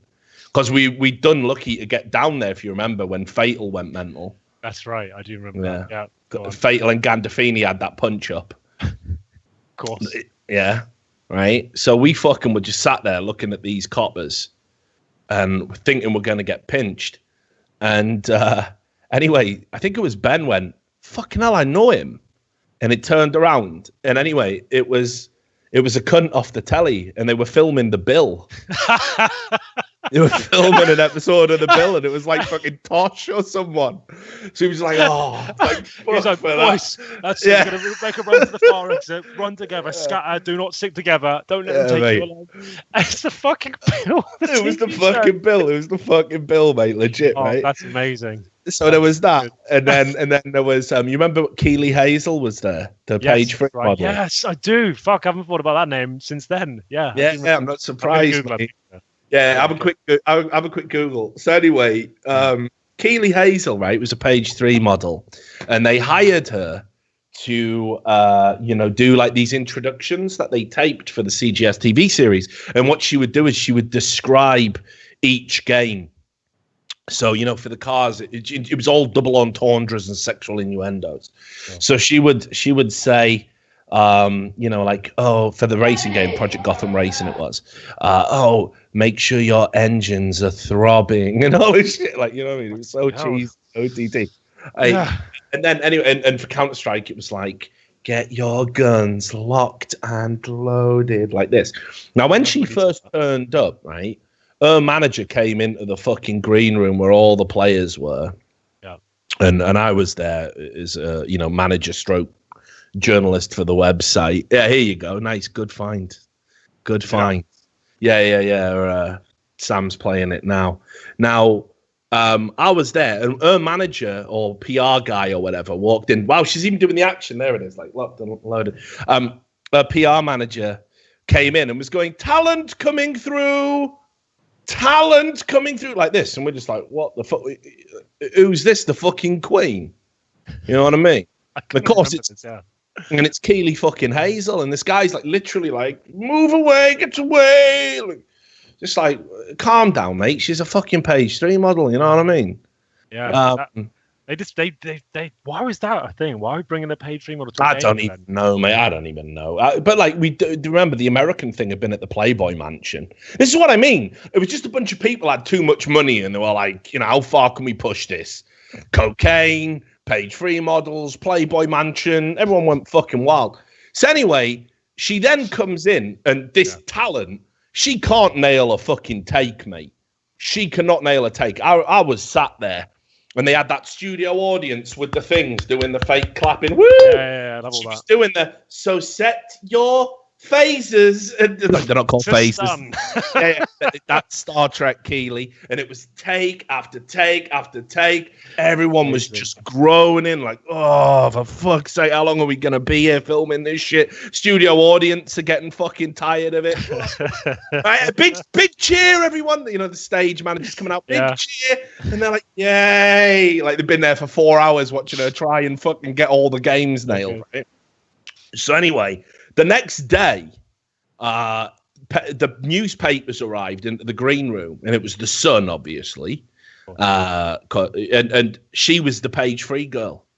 coincidentally in the fucking Sun. Okay. So Gomez, the other manager as Ed Board, he said, right, let's prank her. So he went through every copy of the Sun and he ripped out all of the page 3s with her on and went into her fucking dressing room and just slapped them all over the walls, all over the mirrors. Just put them everywhere. Is like that a prank? What is that? Gotti. Some might just call it harassment, mate. I don't know. I didn't breaking an entry. I was just watching and laughing, right? So anyway, she comes into the room and we can just hear fucking screaming like, "Who the fuck has done this? Do you think that's funny?" Like this, and me and fucking Gomez. PR managers coming out going, "Yeah, this is just a disgrace, isn't it? You know what I mean? This is just out of line." And the cast and the bill walks in. Yeah, the cast and the bill, and then it wasn't the bill, it was real coppers, and we all went. So yeah, Gomez was fucking sweating on that one, because if we'd got caught, if they'd had cameras anywhere, Gomez would have been all of us thrown out. But everyone was just so frustrated with her because she acted like a total fucking diva. Her manager was a cunt, and fucking she kept us like super late while she was trying to read off a fucking auto cue. That's the worst part about it, by the way. She didn't have to remember this shit. It was on. One sentence on an auto cue. Still can't nail it. That's pretty good. That's impressive. So yeah, it was pretty bad. So those are two of the cleaner stories from that period of CGS. But so here's what I want to pick your brains about. Then we can take a break because you'll probably need a piss again, if I know you. Yeah. With your tiny walnut bladder. Exactly. Coming out of CGS, when it's dead, we all went from a period of having too much money, and $30,000 a year, we made it, to having fuck all. Like no one could afford a salary because, as you said, the global recession was kind of starting. And yep, there it is, HenryG, London Mint title. There's the URL. Where the fuck are you? I'm in the back. There you are in the middle. Fuck me, you skinny rat. Mate, I was about 8 stone then. I've put on about twice the size. It's mental, isn't it? Yeah, it's crazy, mate. I missed that face. Oh, fucking thin, mate. But anyway, yeah. So like the global recession was just starting, and all the marketing budgets had shrank away. So organizations, the traditional organizations, the MGOs, they couldn't afford to fucking pay anyone a salary anymore. And those that could, it was like, do you want £400 a month? And you're like, yeah, this is garbage. And it ravaged NA. It set NA Counter-Strike back years, and it was pretty much the beginning of the end for UKCS. So let's talk about that period, because why the fuck would anyone still play? And yet you did. Mate, I would play for free. At that point, I was just hungry to win. I didn't care about the money at all. For me, like that, the money was a non-issue. As long as I had enough to get by and I was comfortable, like I was fine. I was at university for the majority of my playing career as well. So for me, like I said, I'd already paid most of my fees off already through the CGS money that was already set aside. And I don't know, like, for me, the love of the game was more than anything. I didn't really care that I needed, like, I didn't want to be rich. I didn't care about like being the most famous player or anything like that. I just wanted to turn up to events and have a 5-man unit that I could be mates with, and we could go to these events. And for me, that was just like a new challenge. But the CGS ended, I was like, we need to rebuild this. Obviously, the money's not going to be there anymore, but I still know that there's great players available, and we can still continue to like fly the flag for UK. It's like that was only going to go on for so long. It's like we were all getting to that point now. People wanted to quit. People didn't want to keep going for them. And there's a few guys that wanted to step down, but I don't know. For us, like, I'm trying to think of what the first. You probably know this better than I do. I'm trying to think of the first team I went to once the CGS died. Oh God, yeah. Fuck, because you did Dignitas for a while. There was TCM. TCM was probably. Oh, it might have been a little bit after actually. It was basically it was like Reason Gaming, TCM. Like it was always like new projects. Me trying to find the best European players to play with me. Basically, essentially, like I'd take 3 UK players and 2 Europeans to play with me to try and make a super team to kind of like balance out the UK insanity by having 2 European players that people wouldn't feel as comfortable with. So I think that was the problem. Once you were too comfortable with certain 5 people, you could actually maybe be a dickhead more than you should be. And I felt like that was the best like formula for it. And I don't know, for me, like I just wanted to make sure I could continue being the best possible player. Like I said, I wasn't driven by money at all. It wasn't. I didn't want to be on camera. I don't want to be doing interviews. I just want to turn up to LAN events and just play and just do the best we possibly can. And I don't know, like it wasn't a massive issue for me. Like I think you sound like more annoyed about the whole CGS thing than I was at the time. I was just wanted to keep playing. I didn't really care about anything else. I mean, I was in a good spot because, you know, my skills were transferable. I mean, I still had to go and get a fucking job again. I ended up working for Birmingham City Council, which was interesting. But I ended up writing for their magazine, so it wasn't all bad. Because obviously Amiga Sector went under not long after CGS did. There was a period of time, Henry, where I was working at Amiga Sector and they were paying us cash out of a safe. Seems legit. I remember some. Yeah. It was literally Kazakhstanian, was it? Yeah, Kazakhstani. But some of the guys who were involved in it apparently were like on Interpol's wanted list. Oh. There was this one day. There was this one day in Amiga Sector. This is when I really knew we were fucked. We had 2 floors. And we said we were going to close the top floor off because we couldn't justify keeping it open, right? And I was kind of thinking, well, what difference does it make? Yeah, you might need like a couple of extra staff members, but what difference does it make? But anyway, they completely cut off the top floor. But then I came in one day. I had my own office, as you know, and, you know, it was like there as a face of the LAN centre. Didn't do any of the grunt work, per se. I came in. The entire team had been called in. I think it was on a weekend. And I just saw them. They were like hunched over keyboards and mice and monitors doing this. I'm like, what the fuck are you doing? And they're like, oh, we're sending them back to Kazakhstan, but we've got to scrape off all the made in China logos. And I was like, why? And they're like, because there's a tax. If you sent it was like if you sent something to this country, wherever it was getting sent to, and it was provably made in another country, you had to pay like some excise tax. And they didn't want to do that. They couldn't afford that. So we'd been instructed to get all of the team to scrape off all of the made in China. I mean, that's how fucked we were. CGS really fucked that business over. I felt sorry for the guy who ran the whole thing, a guy called Sean. He'd invested into the business. He'd invested into Amiga Sector. And it was bad. Like, it wasn't a bad idea, really. Like, it was. The business model was fucked, though, mate. Yeah, it had to be open 70. It had to have 70% capacity, 100% of the time it was open to break even. That's mad, isn't it? Like, if you think about it, like actually logically, like no one's ever going to be. You had like 300 PCs in that fucking place. I don't know if that's exactly, maybe less, but like you've. No, there was 400 actually. Oh, I think yeah. It was the biggest LAN centre in the UK. How are you ever going to fill that up? Like, people got to go to school, work. Like, you're at best going to have 10 people in there during the day. That's about it, probably. People I mean, the best thing was half the cunts who come in didn't even know what it was. I'd be downstairs, like, talking to the fucking people on the front desk, and some fucking cunt are just wandering off the street and go, "What films are on?" What do you mean? What films are on? Are you showing Batman? You're like, we're not a cinema, mate. We're not a cinema, you know what I mean? Like, how do you deal with that? That's your business, you know what I mean? Like, people just wandering in off the street asking if you're showing Batman. Prime location. Well, it's on Corporation Street, and Corporation Street used to be really fucking grimy. I mean, but all of Birmingham's getting gentrified now. But round the corner from Corporation Street is where you would go to buy drugs, if you were that way inclined, you know, not me. But they were paying me. Here you go. Here's your £1,500 in cash. Sounds. I'll just go and get the bus home, shall I? Like, just absolutely bricking it. So yeah, so I was pissed off. Yeah, fair enough. I was pissed off. It fucked everybody. It fucked the American scene. Guys like Mo. Yeah. You know, they went from being franchise star players to having money to having nothing. Yeah. No sponsorships. It was definitely a shame, right? I can only talk from my own experiences. For me, like, sure, it was a fucking kick in the teeth, but at the same time, it was just like, well, for me, I got out of that team, and I was just like, cool, what's the next thing now? I was kind of like, at that point, I was like, oh, surely that opportunity's gonna come along again. I didn't realize it would be dead for so long, right? Which led to my retirement. At that point, it's just like, after a couple of years not making any money, sure, we were doing well at tournaments, we were coming like top 3 almost every single time, but that wasn't enough. I got to the point when I'm like 24 years old, and like, well, now I actually do need to start thinking about how I'm gonna make money. I can't do this the rest of my life. Like, I can't be 30 years old and being a washed-up source player with no money and no career and nothing really to show for myself. So that's why I kept playing, but I started a career at the same time, and that's when I knew my playing days were probably over. I think that's when me and you did like the HenryG retirement piece, which was probably about 4 pages long, which I came back and started playing again anyway.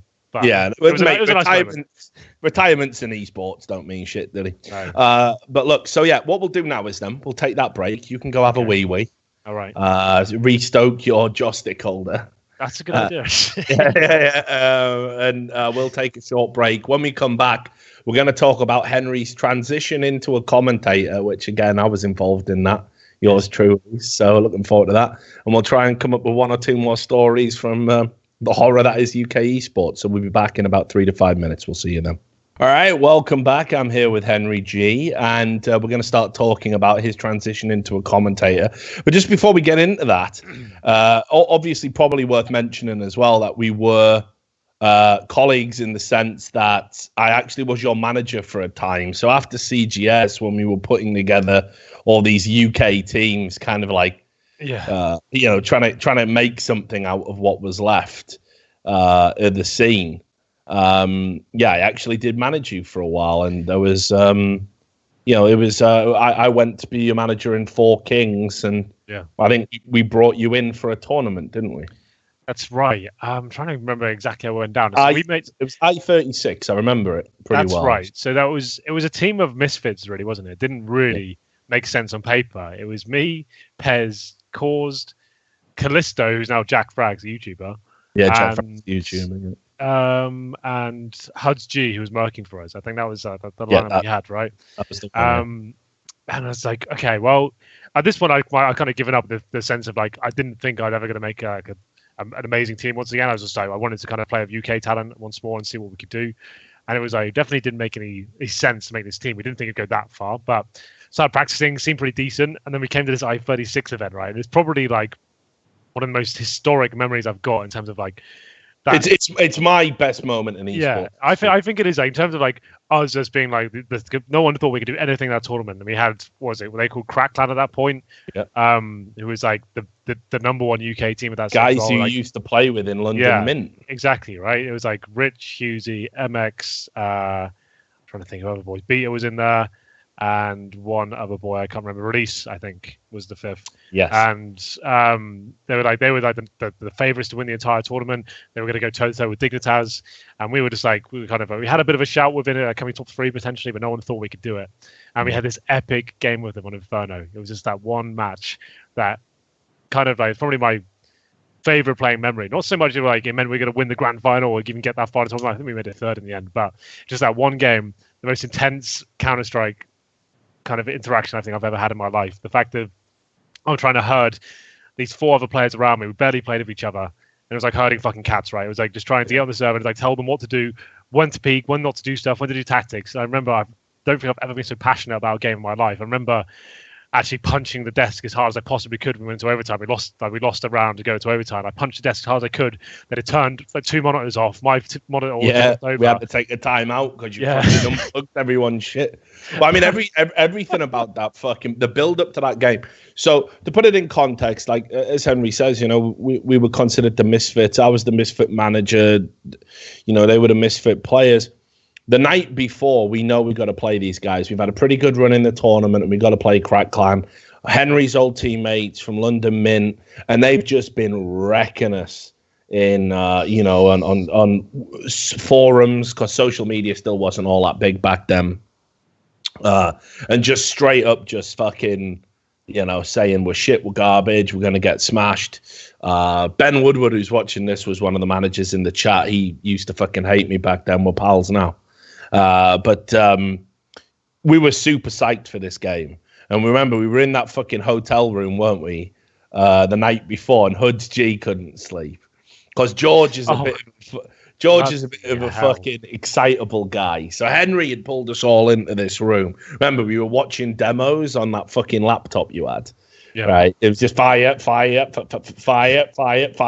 whole fire. They were very tactic focused. Weren't they? They're all about the set pieces and the executions. Like, we're never going to be. We don't have time to prepare against this. That was fucking nuts. So we were just literally watching these fucking demos, and it was just constant flashes going off, right? And anyway, we were like, right, let's get an early night, get hydrated, let's fucking, But George couldn't sleep, and he was just like going, Gons, that's what I used to be called back then. God, I remember this. So they just brought my PTSD for me. Gons, it's sort of 2 a.m. Everyone's sleeping. Yeah. Gons, do you think we're going to win tomorrow? Like this. And it was like, will you read me a story type thing? And I'd be like, yeah, George, we're going to do it, mate. Let's just go to sleep. Yeah, let's all just get an early night. We've got to be there in 7 hours. So let's just make the most of it. And I was like, Gons, do you think I should change my resolution? No, you definitely shouldn't change your resolution, George. That's the last thing you need to do. Gons, should I change my mouse sensitivity then? George, you don't need to change anything, but what you need to do is go to sleep and let everyone else get to sleep, because we really have to have a good night's sleep, George, because if we don't, the game's going to be even tougher than it is, all right? Gons. So it was just like that all fucking night. Everyone mad triggered, right? Yeah. Anyway, we get there in the morning, sit down into the fucking game, and it was... Shit, was it just a best of one? Yeah, it was just Inferno, which was a big game with overtime. Triple overtime. Yeah, that's right. That's actually true. Yeah, you're right. Triple overtime. So we were playing them on Inferno, and we were sat here, and they were sat there. This is how LANs used to be. No soundproof booths, and we were just sat across from each other. So they could fucking hear everything we were saying, and they could fucking, they could shout at us as well. So that's what we were... That's what we were concentrating on. The banter, right? Sure. The banter levels. That's so right. Yeah. We were it was intense. So they had to form, this is how LANs used to solve creative problems. They had to form a human wall between us as well to stop us being able to look at their monitors and stuff. And it was the game of the day, because Dignitas and Reason were already through. We were like, this was to decide who was going to be fourth or whatever. Well, at least. Sure. And so we were there, we were playing this game, and fuck me, the levels of abuse that were getting thrown around, Henry. It was good, wasn't it? That was a different time. Like yeah. you see on Reddit these days, like Stewie2K saying, "What kind of tactic was that?" And that's a fucking big deal, apparently. I looked at that, and I was like, "Who gives a shit about that? Like, who cares? The stuff we are throwing at each other." I remember the best thing about that as well. Do you remember you said the CAD image gallery, right? Yeah. We somehow got a leaked picture of MX, like giving it the old bicep pose before a game. Like we had that leaked. I never told anyone this. We had our secret weapon just before the game went live. We'd upload that picture that he'd sent to like a mate or something or girlfriend, I don't know. He sent it to. We put it on the CAD image gallery, and just before the game went live, we posted the link inside the game. That's how deep the mind games went. It's like this him with a topless photo, like in the. He'd done a topless photo because he'd been in the gym, because MX used to be a bit of a tubby boy, but he just started gymming it, and he was doing this flex, and it was just an arm. It was just a flat arm. It was just a flat arm. There was just nothing there.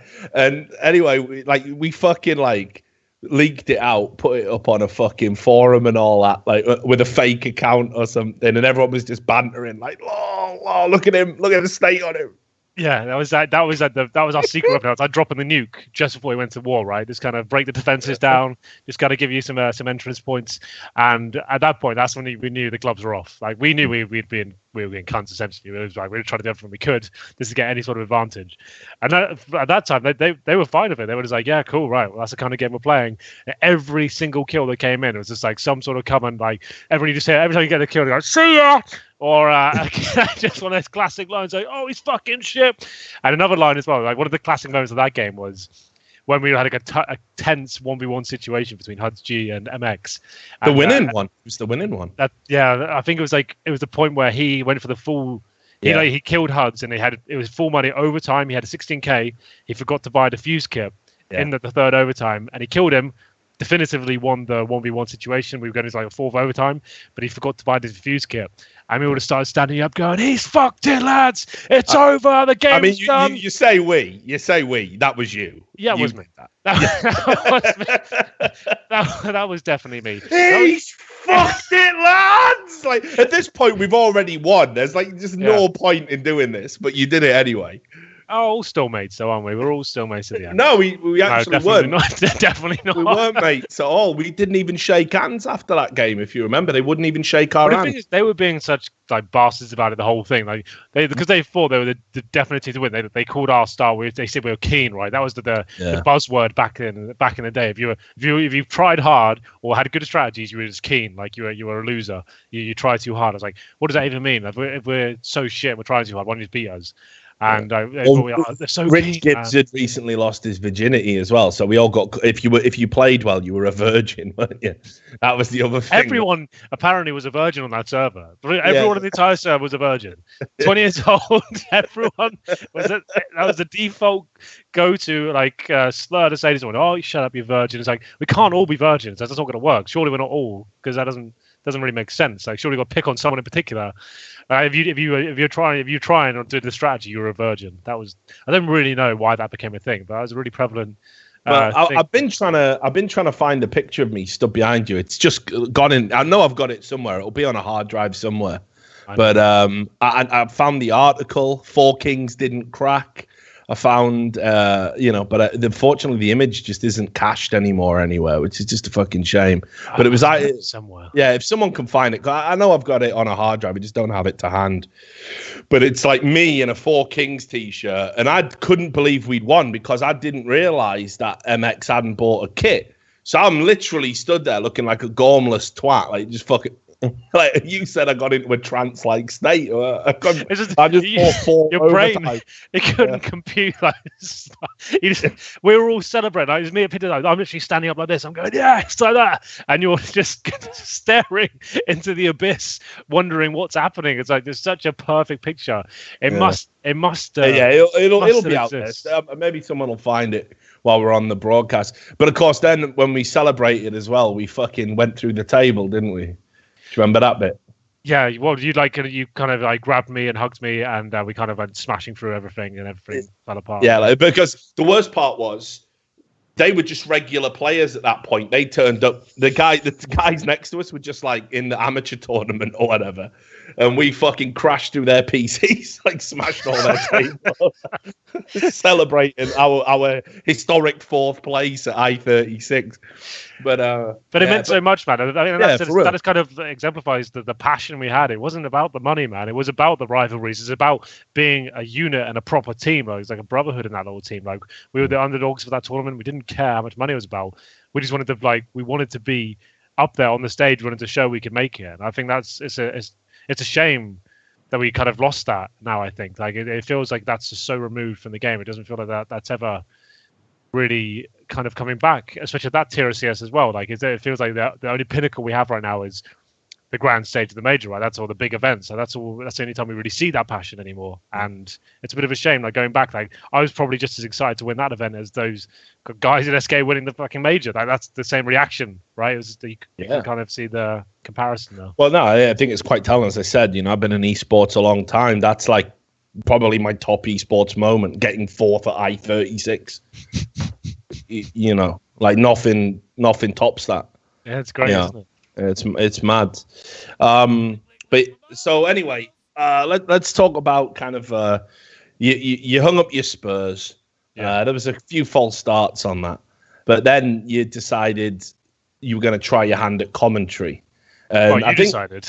Yeah, I decided you were going to try your hand at commentary. Like basically what had happened was I'd been a commentator. I'd done like ESEA and I'd done a few events. I did a few I-Series finals. Like when I was looking there, actually, I got a photo of me and Hellblinder on stage. I remember that one. Yeah, doing it together. Yeah. And I did it with Jay Atkins a few times. I did one with Joe Miller, actually. So people don't remember me as a commentator because the game wasn't that big, but I'd been a shoutcaster, as they called them back then. And we were getting approached to do these online cups. So I was getting approached and I wanted a partner. I wanted a color partner. And as I've always maintained, the best color people are going to be people who have the understanding of the game. And it made sense to me to get somebody that I knew. So I reached out to Henry and said, "Hey, Henry, do you want to make £50?" And I said, "Yeah. Well, who do I have to suck now?" Yeah, you said, "I'm desperate. I'm dying on my ass. I'll take £50." Yeah. And we ended up doing some of these like Dignitas Cups to begin with, wasn't it? Yeah, I went back on my Wikipedia today. Like they've got a list now of all commentators at the events I did. First ever event listed for me was Team Dignitas, Scam, CS:GO UK Invitational, HenryG, Richard Lewis, July 2014. We're coming up to the anniversary.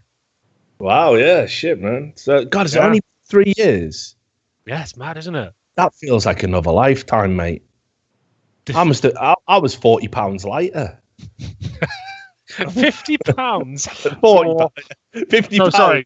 Sorry, that's a different thing. I was about to say £50 right. for a week's work is what we did. Essentially, we were doing like 3 nights of casting about 10 different maps of CS for £50 each for CS:GO. That was actually the situation we found ourselves in, and it took us 6 months to get paid as well. They couldn't justify sending us the £50 after we'd done the job. That's what actually happened. You had to send your expense form in, and then we'll send our expense form off. Yeah, we waited. It was academic, wasn't it? By the time the money turned up, you know what I mean. We'd already got into debt. But I needed it then. I actually did. It was a shame. Yeah, we did some fucking crazy hours as well, because it was like online CS. So like people would turn up late. People, he's just dropped from the server. You'd wait 30 minutes. We'd just be sat there filling. We had a section called "Let's delve into Henry's Past." Yeah, I remember that. I used to do the fucking Alan Partridge style introduction for it. Henry's Past, and like it would just be. Do you remember when that bird shat on you, Henry?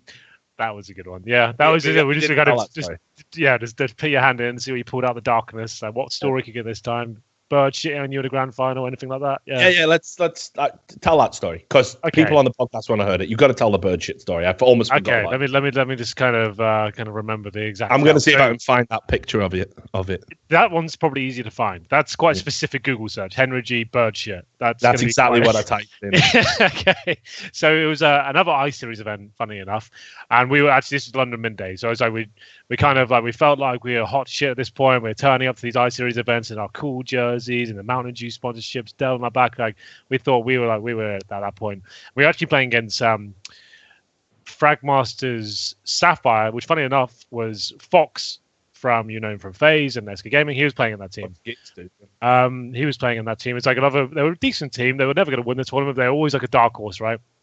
And we definitely a team that was up and down. We were never a consistent Counter-Strike team by any stretch of the imagination. And we were like kind of down to them, like it was like 13-11 or something like that. And we brought it back, and it was coming to like the kind of crescendo when we were about to take them over, tie things up, and go for match point. And then all of a sudden, I'm defending Banana. I was like known. I'm not gonna. Fuck it, I'll blow my own trumpet. I was known as like the best Banana player on Inferno and CS. Like categorically, I was the best player. The original King of Banana. Like the original, yeah, Freiburg. Yeah, he'll even comment on that. And it was coming to the point that Banana Russia finished things off. They were like a 4-spy. They had everything, and they rushed Banana.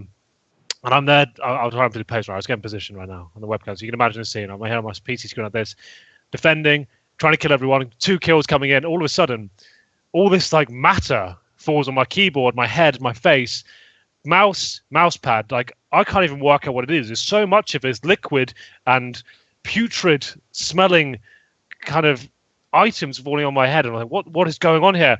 I said, my first reaction is I'm killing people at the time. I'm killing everyone. I'm killing, like, defending Banana Rush, and I shout out, "Who's throwing burgers?" That was my first. It was that much of it. It was like a fucking bald eagle had shot down in the rafters. It was so much shit everywhere. My face, my hair, keyboard, and I thought it was a beef burger. I thought it was chunks of beef burger. Landing and raining down over my face, and you're trying to kill everyone in the server. My mouse sense is getting caught up in shit, bird shit. I couldn't move anymore. I killed 2 people. I said, "Who's throwing burgers?" And everyone's like, "Henry, there's birds flying around this city. I think you've been shot on by a bird." And there's this amazing picture. We can find it. We need to bring it up. Of my entire mouse mat, everything, monitor, head, shoulders, covered in so much shit. I don't know what that bird had been eating, but fuck burgers, me. Man. What a performance. The fucking saboteur from Portugal, the bird coming into the building. Fucking Oh, that was unreal, wasn't it? Fucking who's throwing burgers? I forgot about that. But what does it say about an iSeries burger? I can't believe that's the first thing you said. The thing is, like, I had a lot of enemies back then. People didn't like me at that point. So I just assumed someone just like fucking whacked me in the face with a burger or some shit. I was like, hold on, let's get him. Let's just fucking do him in. That's what I assumed. That's all I could work out. But yeah, then those pictures are fucking legendary. We can find those. That would paint a better picture than words. I'll see if you can find it. But again, the picture gallery on Cadred fucking went down. It's got some absolute bangers on there. But if somebody can find that, fucking hell. But anyway, so that was the kind of segment we used to do, right? Yeah. Henry's past. So I was amazed because, we used to get like 200 people watching. People considered that good numbers for like just a small one. I was nervous then. I was like, bloody hell, Rich. Like, what if I say something appropriate? What happens? So are we gonna now about this bird. Over my face. Johnny fucking Bingo style. Bring it back. Yeah, I want a bloody hell, lad. But yeah, fucking I thought we had a pretty good, synergistic. No, dude, you that was always the thing you said to me. Like when I turned down your offer to be a caster, right? You were just like, Henry, we could have been. This is when this Anders and Semler just got prolific, right? We were just like, yeah. You said to me like every time you saw me, it was like, Henry, that could be us. We could be on the main stage right now. I think it was a DreamHack Valencia actually. Like when I came to be an analyst for the first time, I wasn't casting. I was coming to be an analyst. I was just trying that out.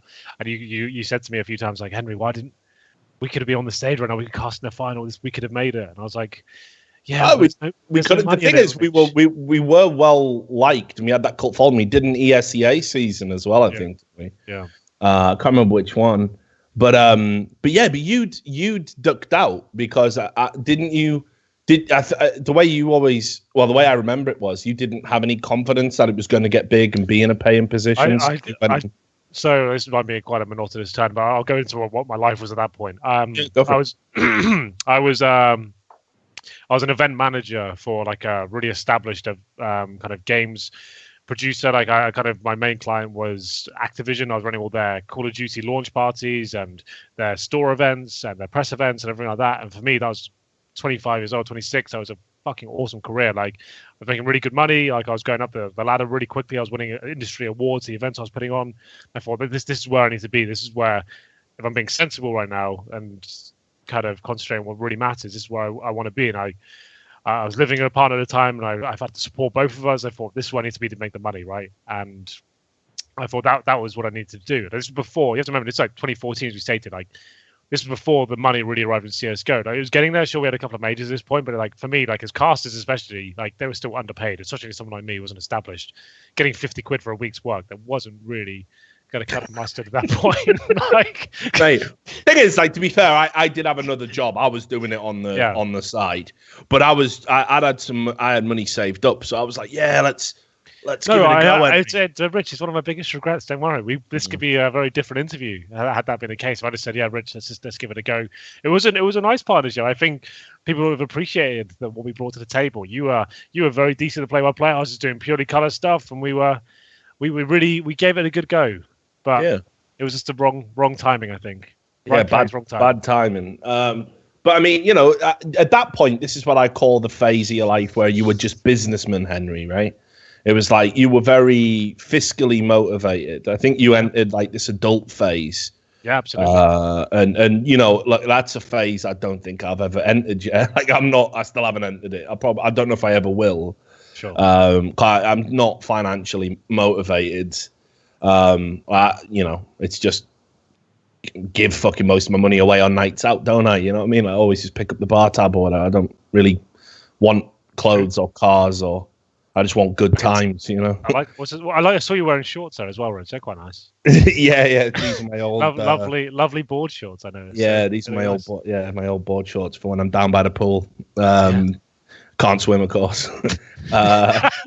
Can't swim and can't swim and wouldn't take my top off because I'm not going to do that to the neighbours. Amazing. So yeah, just walk around in shorts. But anyway, do you think we could have made it though? Seriously, do you think we could have? I think at that time, like if you look at what happened, like there wasn't James and DDK weren't a thing. They were honing their craft. Sadakis didn't exist. Anderson Semler was still on the upward trend. There was guys out there like that were freelancing, but there weren't any defined partnerships. Like War Clown was like, if you remember when we did Mad Cats Vienna, I was just talking about this with Yanko the other day. Think about what the casting team there. It was me, Jay Atkins, War Clown and DDK. I remember like that event. It seemed so prestigious at the time as well. Like you did it in like some plush hotel in Vienna. Like it seemed really cool. I remember like following the coverage of it all. Had the fucking escorts in the lobby. Oh, did they? Yeah. Lovely. How did that go? Just again, you know me. They strike up a conversation. I just, all talk. Yeah, fair enough. yeah. I'm having a lovely night, actually. Yeah, and some company would be great. Oh, you want to? Nah, I'm going out drinking with the lads. Sorry, darling. I'm so sorry. I didn't realize you meant that kind of company. Sorry. Nah. Yeah. That's so easy. Yeah. But like, so there was, and I think Red Eye was still casting then. You had like Pansy was kind of coming up as well. Like there just wasn't, outside Anderson and Semler, there just weren't any defined partnerships at that point. So it's not that I think we could have made it on talent. I'm pretty sure if we'd got to this point, people would be like, fucking Richard and Henry are so obnoxious. They just sit there giggling, talking about bird shit, and there'd be a Reddit thread about how bad we were all the time. But I think we would have improved the more we did and the more high profile it got. And I was always confident in my skills at doing play-by-play. I don't think I'm amazing. I don't think I'm like God tier, like Anders, or like I don't think you know what I mean. I don't think I'm like what you and Sadikist are now. I don't know. It's I think I think at that time it probably, like, if we were going to do it, that was time to kind of establish ourselves. So I remember we did go to one infamous LAN, if you remember. Which Ace one? of Predator Masters. Oh yeah. But I mean, I don't count that. No? I don't count that as a casting event. We casted together. Yeah, we did. But I mean, the thing with that was, and I'm glad you brought that up, because let's definitely fucking talk about that. Babam. Let's get into it, shall we? Yeah, let's get right into that cunt. Because like Dennis, who ran Take TV, literally said, have a beer, relax, don't worry too much about casting, just have fun and have a conversation. Sure. And it's not like at any point, I mean, fucking hell, Henry, how long you been drinking with me? Have I ever been arsehole pissed on a broadcast? No. It's just, I get this all the time. God, Richard's drunk again. Like, fuck, do you know how many beers it takes a man of my thickness to get drunk? Like, it's 10 beers for a warm-up. You know what I mean? I'm a fucking 240-pound rugby player, for fuck's sake. Yeah. Like, I can handle a beer. So when we went to that event, I just didn't understand what the fuck was happening, because people think I'm exaggerating.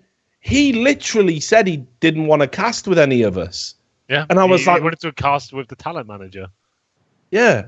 So I was like, why are you even here? And so people thought I was like bullying him, because I was saying, look, mate, just do the Babam thing. I wasn't being derogatory. It's like, look, No, that's the thing. So you and I were there. Like they asked us to sit on the sofa and have a laugh of it. He was supposed to be technically the cast. Yeah, they said just join him. Yeah. And just have some fun, right? But he was meant to be the caster for that game. Yeah, and then he sat down and he wasn't saying anything. By this point, I'd been casting for like 2 months. I was doing the play-by-play because he wasn't saying anything. I'm like, okay, well, why is this the thing? And I'm like, we had to address it at some point. We can't just sit there with me doing the play-by-play and you and I trying to carry the broadcast, and we've got him not saying anything. And I was like, we've got to address it. We did it in a funny way. It's like, come on, man, do the thing, like do your stuff. Like this is why you're here, right? Like, let's give it a crack. Yeah, because I thought he was just nervous because he didn't know us. I mean, like, you remember when he came up to say hello? Sure. It was awkward as fuck, wasn't it? I mean, like when he first come to meet us, it was like me, you, DDK. We were just sat there, cracking a cold one. Just touched down in sunny Crayfeld. Lovely right? place. Yeah, lovely spot. And Babam comes up and he's like, yeah, because he just got his mad voice. He's one of those people who he has to make a noise before the sentence starts. Yeah. So all of his sentences are hello, like that, right? Like, That's never so true. Yeah, isn't it? He makes it's like an engine. It's starting up, hello. Like, you're like, all right, okay. So he just makes these noises, like, so he just sort of sauntered up to us and You can hear him coming. Like, has someone got a fucking speedboat on? Mouth like a chainsaw. Yellow. Yeah. I like that, right? Some yellow. Maybe like, oh, yeah, all right, yeah. And he's like, you must be Richard and Henry and DDK. I'm like, yeah. And he goes, I've never met you before. Like, no, you haven't. You don't do events. So nice to meet you. Yeah. We're looking forward to it. We'll have some fun. And what were we like? We couldn't have been more accommodating. We were like laughing, joking. We honestly tried our best. I'll put that out there. Like, I didn't say it at the time, but fuck that guy, man. Like, he really was a piece of work, wasn't he? The fact is, like, sure, there was a misunderstanding that night, and we had this whole thing where he complained and went on Reddit, complained that we were bullying him. I was like, fucking hell, are you serious? Are we bullying you? We asked you to do your job and take part in the broadcast, which you weren't doing, and that's bullying now. So I just turned up tomorrow to my event and said I just didn't talk to him out the entire time. I was there silently. With that, if he said, Henry, you've got to say something, it's like, oh, bullying, call the alarms. Like that won't. Yeah, but the worst bit is when we right. So after this thread went up, because what had happened was as well, you tweeted out, "This might be my idea of hell," and everybody assumed you meant me as being the devil of that particular hell, which of course, you know, obviously, maybe people didn't know that we've got this like mad long relationship. You know what I mean? Like where we're obviously never going to turn on each other like that, especially not publicly. You know what I mean? Sure. If we've got beef, we'll fucking solve it like grown men who've known each other 10 fucking years, because that's what we are, and we sort it out, right? But fucking when you tweeted that, this is my idea of hell, everyone was like, see, even lovable Henry hates Richard Lewis. I was like, fucking come on, mate. I went from super looking forward to that event day one. Then like day two, I was like, yeah, I think I'm just going to kill myself, Henry, actually. You did come into my hotel room. Remember, it's like, Henry, we had to talk about last night. Like, I've lost 2,000 followers. Like, I think this is it now. I think I'm just going to quit esports. Yeah. I was like, Rich, was it because of the tweet? And you go, yeah, everything is because of your tweet. It's like, yeah, I was like, no, I did say, you know, I'm sure you didn't mean to fuck me, Henry, but you really bent me over and fucked me, Henry. Like, because people had took it wrong, and I was just so pissed off, because it's like, you fight your way back. It's always like, oh, Richard Lewis is a piece of shit because he said this. 6 months later, you're right. Or Richard Lewis is a piece of shit because he got fucking iBuyPower banned. You fight your way back into the court of public opinion.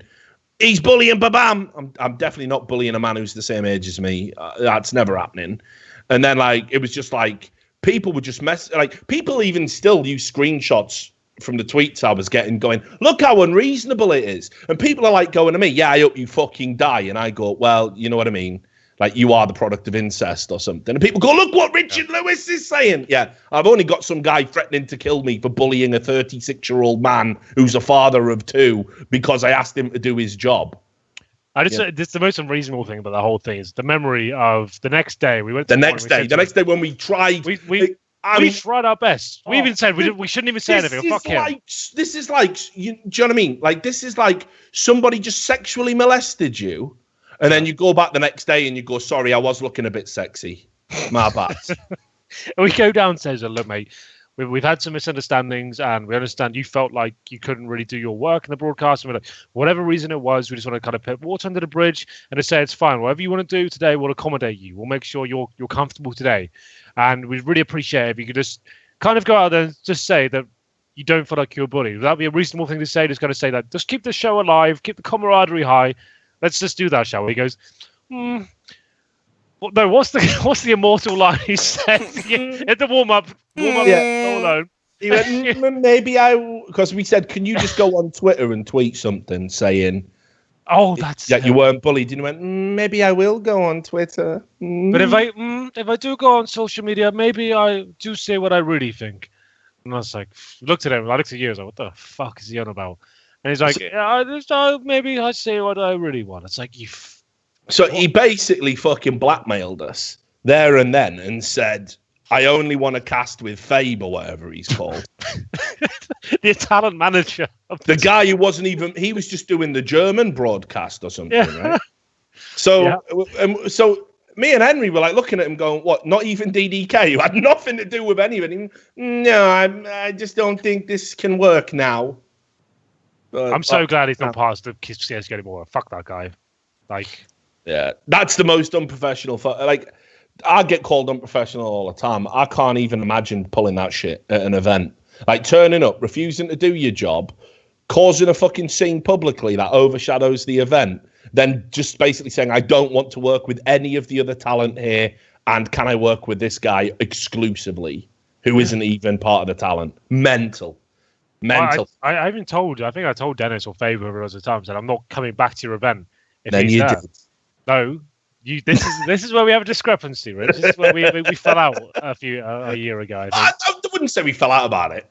Well, I felt like we fell out. It wasn't the same after that. So that's on you, Henry, mate. You're sensitive. It's all that estrogen. I'm very, very, very sensitive. You are, like they told me exclusively, like, yep, don't worry, he won't be there. It's gonna be fine. I said, are you considering Rich? He said, yeah, definitely considering him. We'll let everyone know what the plan is.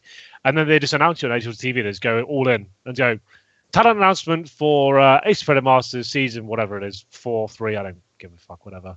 And here it is, HenryG, Sedikis, and like, oh, but Bam's here. It's like, why is that thing? Why has that happened? And then obviously you assume that I was aware of this, and you thought I had some sort of doing in this. You're unraveling. I don't know, but for me, I'll say on record right now that I didn't know anything about that. They said it. The way they said it was what was the word they used? Guerrilla marketing. That's the way they described it to me at the event. When I fucking blew my top, I said, "Why have you done this to me? Why have you sabotaged a relationship with one of my best friends in esports for this fucking cunt to turn up?" And they said, "Oh, it's guerrilla marketing." I said, "What does that mean?" Guerrilla marketing. They said, "Oh, do you know when like you turn up, like you do something so shocking, it's going to make so much, it's going to make such a splash on the internet." And I was like, "So that's your reasoning for ruining this event is to have a splash on HLTV for maybe a day? That's what you've done?" I said, "Yeah, it's wicked, isn't it? It's a really cool idea." I argued with them all night. I think I got really aggressive that night, actually. Aggressive, of course. I got aggressive. Like after a few beers, you know, the beers are flowing there. I got really aggressive. One of the organisers, and I was like, "You really fucked all of us over here, and your event is a joke." And I think I said to them, "I won't be coming back." They asked me as well, like, "Would you consider doing events with us in the future?" And I'm like, "Nah, you're all dead to me. You're all fucking dead to me." Because I mean, like, just think about it as well. Like, you know. They made, like, they could have just come out and been like, do you know what I mean? Like, oh yeah, it was all a bit silly, like, but they completely stood by Babam. I mean, they let him do all the online component of it and stuff, and it's like, guys, he's not even, like, CS can't be about that life anymore, you know what I mean? If he was like just a personal individual streamer doing it for comedy, but this is meant to be a fucking sport, mate. Yeah. You know what I mean? It's like if one day you just turn the football on, and instead of John Motson, you just had some babbling cunt. He just hit the ball with a big toe. Like, you know what I mean? You'd be like, what the fuck is this? Like, you'd lose your fucking mind. Cuckoo. Oh, it is a cuckoo save. You wouldn't do it, would you? You'd say this is shite. Well, may he rest in peace wherever he is now. I wish him the best, but please don't ever come back to Counter-Strike. Yeah, just, you know, fuck that noise. Like, that was crazy. But anyway, so look, we're meant to be talking about you, not Richard's. This is another segment of a broadcast we do. Richard's enemies. But like, let's talk about you coming back to it. So you've had this super successful job.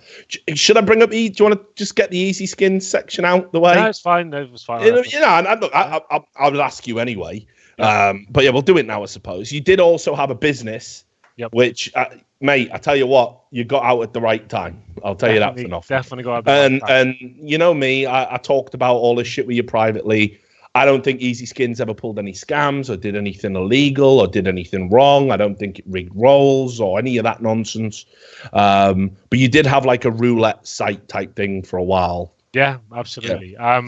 Definitely a darker side of the casting kind of journey, I think. But for me, at that point, we saw a trend in the market as something that could be successful for us. And like I just said, I had this successful job and I've quit everything in my life to be a caster. I quit that job and I kind of had nowhere to live. I was back in my parents' place and we kind of thought, these seem super successful and they seem to be money printing machines on the internet. Like, you actually print money. That's what it was essentially. You could just make a system that would kind of bring you in money.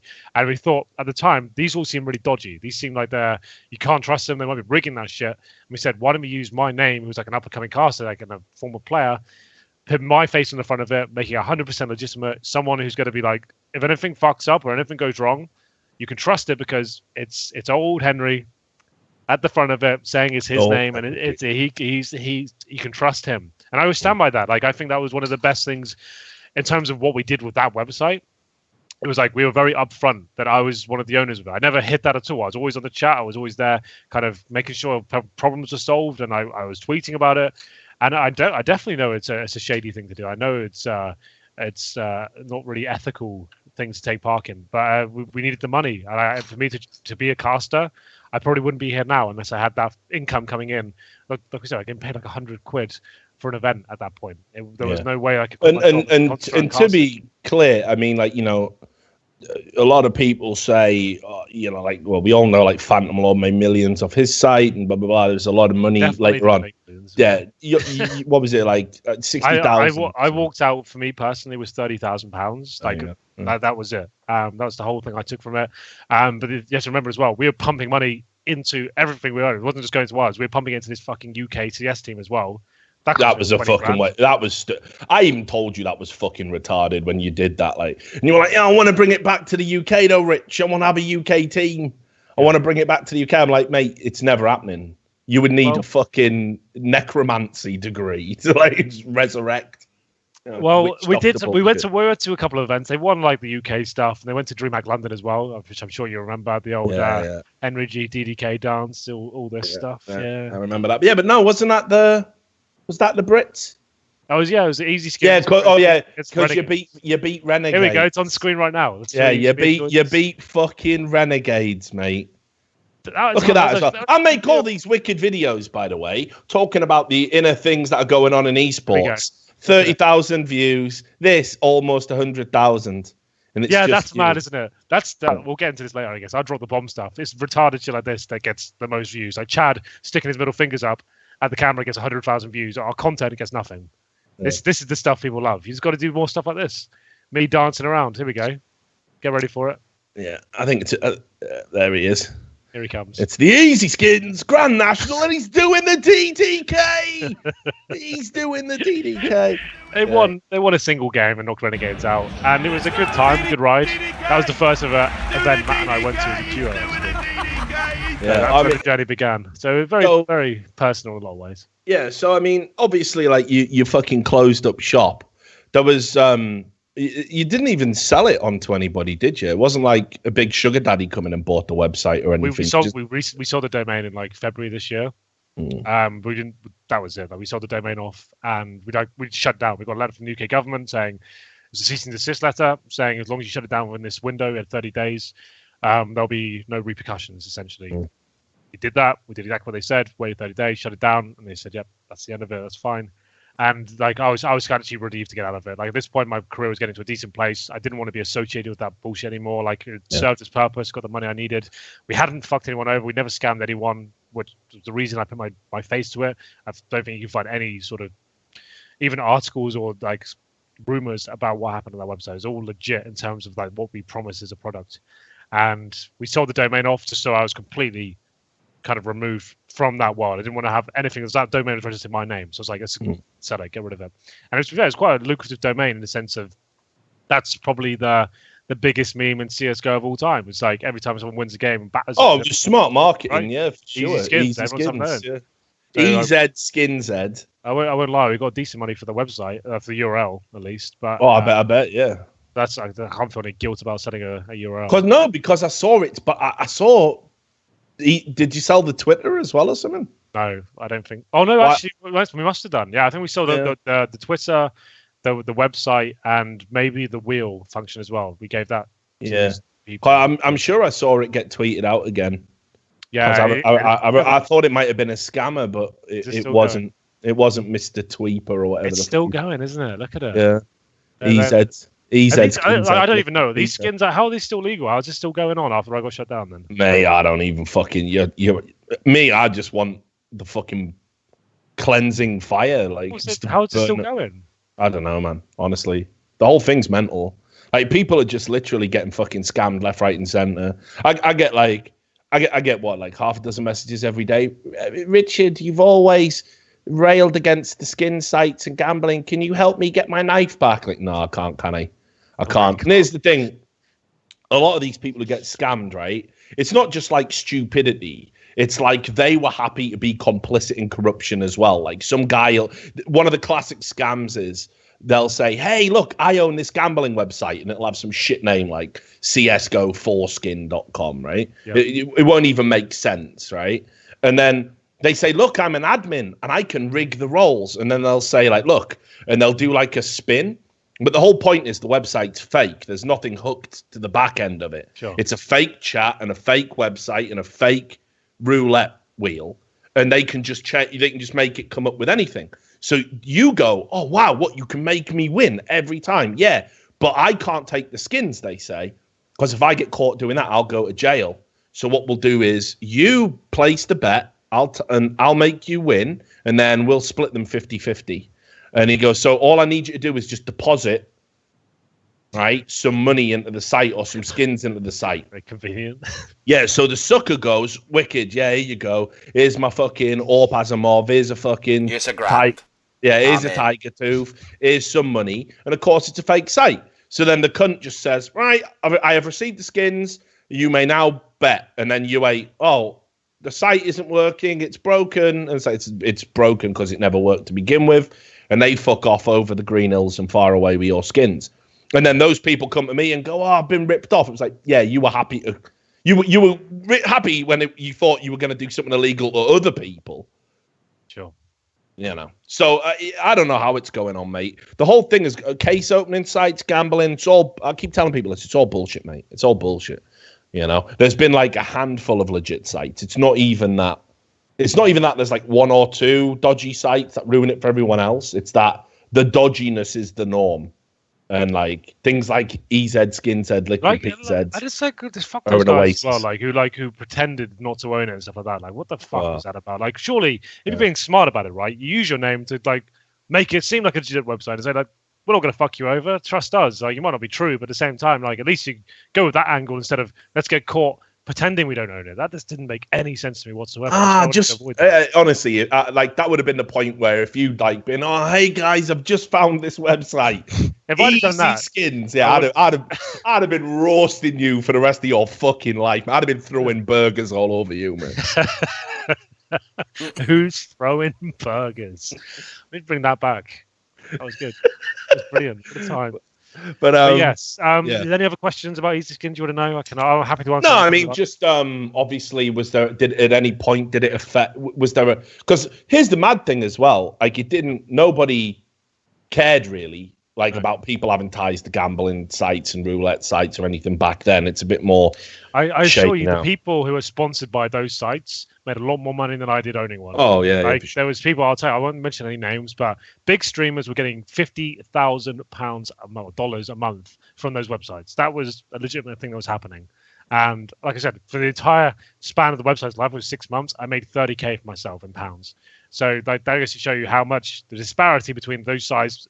Like, just for making one YouTube video a month, they'd pay them 50 grand. That's how nuts is that? What kind of world is that where that's acceptable? Like, well, that seems like normal for them. And I don't know what scams are up to. I have no idea. I didn't know any of the other sites. We just did our own thing. But I don't know how you made that sort of money. I don't know what they were doing to get that sort of revenue coming in. But yeah, absolutely bananas, mate. So, Sadikist. Oh, here we go. HenryG. we call ourselves G and T now. We got Greer and. Oh, that's pretty good. That's good actually. Yeah. I like that, the G and T. But yeah, so he was an up and coming caster by people who maybe don't know, Matt's background. Sure. He kind of did it through an ESCA thing, didn't he? He was like an up and comer who'd been given a chance to be a community caster at an event. Yeah, absolutely. He done some local stuff in his hometown and did some ESCA stuff online, and he did some event hosting as well on the stage, some small events, but primarily a caster. Yeah, and then you've come back to commentary, and I think you were getting paired up with like a bit of everyone, weren't you? It'd be like, you even did the desk for a while, and I was like, Henry, you'll love it on the desk, mate, and you were like, nah, I don't like it. Don't for some reason. For me, like the desk, for me, like I can't tell the full story of Counter-Strike in a desk segment. I feel like you're so limited. Like, sure, like if you're really good at it, you could maybe like point out some key rounds and stuff. But I want to be talking about the nuances and the key changes and what made them win this game. So I can do that when I'm talking round by round, right? I can break down every round in real time. I think that's the funnest part to like analyze Counter-Strike. That's why I love color commentary. And a desk, when you're given like 4 people on a desk, where you got like 2 minutes tops to make your points and move it on, like you're just trying to make almost sweeping statements just to kind of outline what happened here, what were the key moments. And like for me, it didn't really satisfy me. And as well, my memory is like shot to pieces. So for me to remember something that happened 3 years ago, I wonder why that is. Yeah, right. For me to remember something from 3 years ago, specific, like I can't even remember my own playing career, let alone some cunt from 3 years ago what he was up to, you know. And I don't know. For me, it didn't excite me. Being on there, I felt it was like there's a lot of pressure. Like, and over to you. Here's a random question you're not ready for. Let's just do that. And it's like it didn't interest me at all. I can still do it. I do it from time to time. I can handle myself now better, I think. But color commentary was always the way it was going to go eventually. I think like it was just the way I felt most comfortable, and I didn't have to be that technically gifted at it. It was just like so I can just talk about CS and be passionate. And like I think people like the fact that I'm more kind of objective than other casters. I'm like kind of focusing on the bad stuff more than they am the really exciting hype stuff. I want to point out the shit stuff that happens as well, why a certain situation didn't work out for people, you know? So how do you get paired up with Sadakist? And what was it like, you know, kind of when you first met him? What was the relationship like? Because obviously you guys didn't know each other. It's not like you had a playing career or you'd, you know, caught him around the way. You were literally being paired up with somebody you'd never really worked before, didn't even know, couldn't have possibly known anything about as a player. I mean, this is as close as a stranger as you're going to get in our small world of esports, right? I guess at this point, it might as well we can just put everything on the table. No one's really known this story before. Go for it. Yeah, I was like you said, I was a bit of a vagabond with like my casting career. At that point, I was just a bit of anyone who would have me, I'd be there. I'd be in there straight away. Like, yeah, I'll cast. I'll do it for free. Whatever money you've got, I'll take it. And I was just doing every single event. I just quit my career we talked about earlier, and I've done like maybe a couple of events. I've done like one MLG CEVO event abroad with Scoots. He hit me up with that one. I did a couple of Gfinities. And I was just cashing in like favors at this point as well. Just people like you, Scoots, like Joe Miller, just kind of throwing me a bone here or there. And I don't know.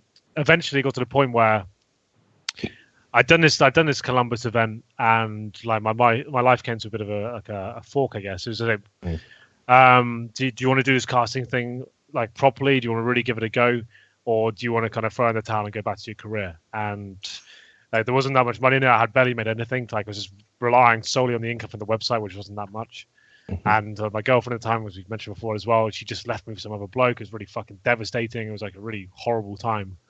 And I was like, do I really just want to give this a go and to see where this takes me, you know? And Fifth Laren messages me, obviously former NIP player, Source player as well, now works at Twitch, saying that Henry, we're looking for casters right now. PGL is just like kind of new league.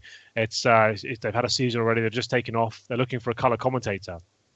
And they said to me, right, the thing is, it starts next week, and you're going to be out there for 12 weeks.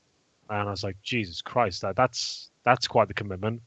And they said he'd be working with Sadakist, and I just kind of I knew of him. Like it wasn't like I even followed CS:GO that much back then. I was kind of doing other bits, but I knew who he was, and I messaged him saying, "Dude, like, is this legit? Like, is this a proper thing? Like, how much should I charge for this? Like, what's Romania like? Like, if anyone doesn't know, PGL is based in Romania."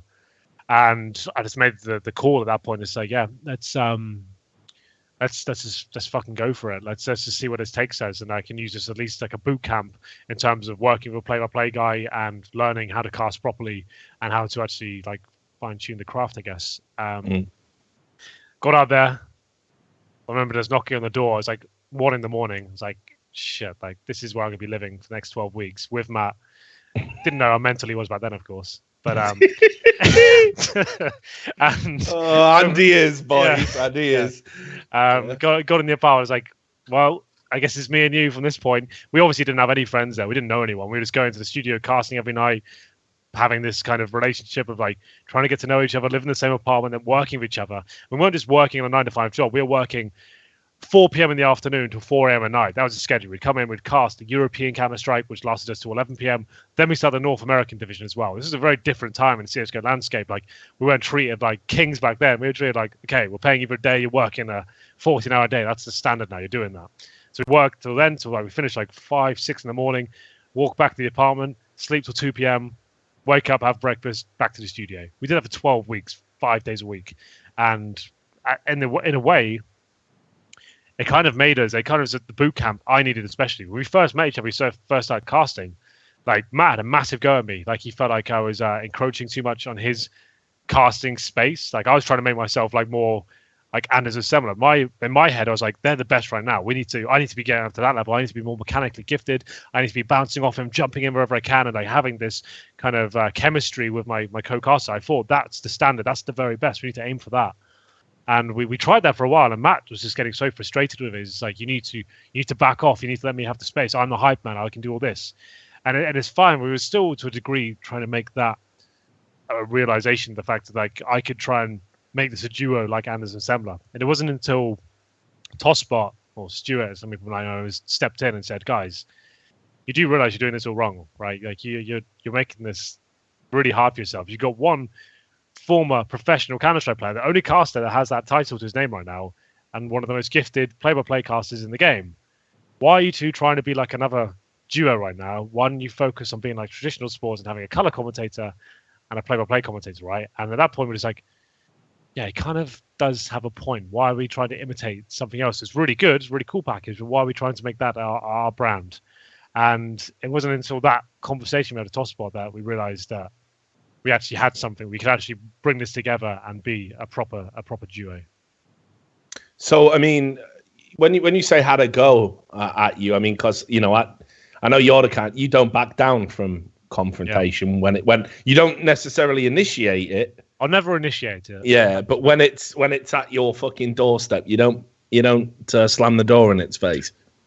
So, I mean, that must have been awkward. No, it wasn't really. Like, if people are genuinely upset about something and it's actual feedback, then there's no point arguing about it. There's no point being upset, right? Like, I was new to this gig. Like, Matt was very passionate. Like, he wanted to be known as the best, and like PGL given us this amazing opportunity, and he wanted us to not waste it, essentially. And sometimes you have to confront these situations. Like, if you just kind of dance around them, it's going to end up exploding at one point, or you'll just be limiting yourselves as a duo. Like, if you want to take it seriously, I'd appreciate if you could tell me, like, man to man, this is the problem we have right now. This is why we're not nailing it. It was in the first 2 broadcasts, and I took that on board, and we got better and better. I was just taking that feedback. I still to this day, I don't even consider myself a caster, really. Like, I was some fucking guy who played CS for a long time, you know, and like, I'm trying to get to that level where I can keep up with Matt, and I can bring the hype in the big finals, stuff like that. Obviously, in recent times, I have to keep to that kind of level, but I still just think I'm just a guy who loves Counter-Strike, and I want to kind of just tell the world everything. I want to explain why this tactic happened and why this guy's doing this, and I've got so much to say about particular situations. And I guess it could just kind of work from a color point of view, but still, I know I'll never be as technically gifted as likes of Matt, Semler, Anders. Like, I'm never going to get to that level, but luckily I've got Matt to carry me through that particular aspect, and I can just shout and scream a lot to kind of keep up, you know. So when did the kind of duo click in your mind then? I mean, like, what was the first kind of event or first game match where you felt kind of like comfortable and being like, you know what, this isn't a partnership I should fuck with. This is the future. Good question. I'm trying to think like a really significant time when I thought that this is something now. I guess, like I said before, like our first ever event together was DreamHack London. It was the first time we'd ever worked outside the PGL studio with each other. Mm-hmm. Before then, like the infamous Cologne 2015, if you think back to those days. Yeah. Like when we had kind of like the casting and talent scene in general was a bit of a fucking shit show, as Machine would say. I got sent to that event first, and that's just I've been working for Matt for 10 weeks. I got sent to Cologne 2015, and I was just working with everyone, right? I was doing analyst desk, I was casting, I did the grand final somehow in a tri-cast, all things I'd never done before. And I felt so uncomfortable the entire event. Like, I was just working with people I'd never done it before. And then coming back and then go to DreamHack London with Matt, I was like, shit, like this we have something here. We have chemistry, we have synergy going on, we have something we can present to event organizers. Say, you're not just paying for one guys. This is the cost for both of us to come to your event. We want to just work together exclusively. We want to bring you this product. It was a product at the end of it. Like when the time we'd have to have Dream Online, it was like, this is something we can be the next Standards Assembler. We can actually develop this into something that's going to be worth money to people and something that people are going to want to watch. And I guess it must have been during London after Cologne, like, for everything, the great memories I have from Cologne as well. During that grand final, for me especially, like casting a tri-cast with D-Man and Anders and me in the middle, literally in the middle of the cast, is like, I've never felt more out of my depth, like ever. Like I was just like, gee, why am I casting 20,000 people in a stadium? I've only casted 2 events in my life, and here I am in a tri-cast. Never done that before. Never casted this guy, and like, it was a great experience at the time. Like you just had to get on with it, don't you? But I realized shitting yourself. London. Yeah, just shitting yourself the entire time. It's like can't think properly. Don't know what's going on. Like why am I here? I was expecting to come along, be one of the lesser names, and obviously I respect ESL's decision to make that a thing, and I kind of take that risk. But I definitely wasn't ready for it at that point. And when I came back and worked with Matt, I was like, here we go. I'm back to it again. Like Matt can do all the hype stuff. He can have all these cool sentences and these kind of plans, like word plays he's got going on and stuff. And I'll just talk about CS. That's all I want to do. I want to sort of talk CS. I want to talk about tactics and big plays and what makes things exciting. And from a player's point of view, why this is important. And that was something that was still lacking to this day from casting in general. Like there's only a couple of guys who can really break that down. So yeah, I guess DreamHack London, just for that sense of having that kind of outer body experience at Cologne 2015, where I didn't know what was going on, and then coming back to working at Matt.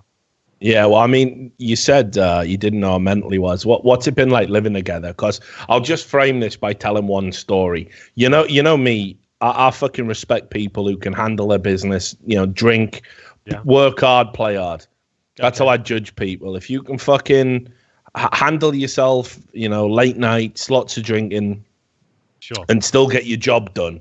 That's the measure of the man for me, or one of them, one of my many criteria. So I didn't know Sadikist all that well, and we were out. Was it the European Minor or something we were doing at PGL? The gin, something like that. Yeah. Okay, go on. So, go this story. Okay. Yeah. So we you were might doing. Come off worse than us. No. I'll look like a cunt, no doubt. It's fine. So anyway, we were out having a drink, and it's obviously Sadikist's backyard. He'd been living over in Bucharest for a while, as Henry said. He was our guide to the land, and he took us to this bar, and me and Henry were like, fucking hell, I definitely can't do it like I used to, and we've got to be on air tomorrow, so why don't we take it easy? But we also wanted to see how fucked we could get Sadikist. So what we did was we were like laying it on really thick, saying to Matt, you're gonna go drink for drink with us all night, yeah? We're gonna have a large one. Henry, he can act when he wants to. Henry's going, yeah, let's have it large, Rich. What, are you Kevin and Perry? Let's have it large. Let's have it large. I'm going to be shitting burgers tomorrow, mate. Right? So we went up, we said, like, what spirit do you like? Do you like gin? Me and Henry love gin. Right? Yeah. And Sadikist says, I'll fucking drink whatever you drink, and I'll drink as much as you can drink. And I'm like, you sound. Yeah. Right? So we went up to this Romanian bar, and I told the barman, I said, can you pour us like half a pint of gin and 2 half pints of water? And I told the barman the prank. I said, we got a guy over here. He's a big drinker, and we're going to pretend that we can fucking keep up with him. So he pours us this fucking water in this fucking huge stinking glass of Romanian gin. I give Henry his delicious water. I have my delicious water. And then I'm like, right, 3, 2, 1, down the fucking hatch. Right, and we go like that, right? Now, me and Henry have now got to act. I'm going, bloody hell. I can't. I've got to go home, boys. I've got to go home. But fucking Matt has just boshed this fucking half pint of gin just down the hatch, like opened his throat and just took it in like that, right? And me and Henry, once we've stopped acting, we just realised, like, hang on a minute. He's not well. Yeah, why have we done that to a friend? You know what I mean?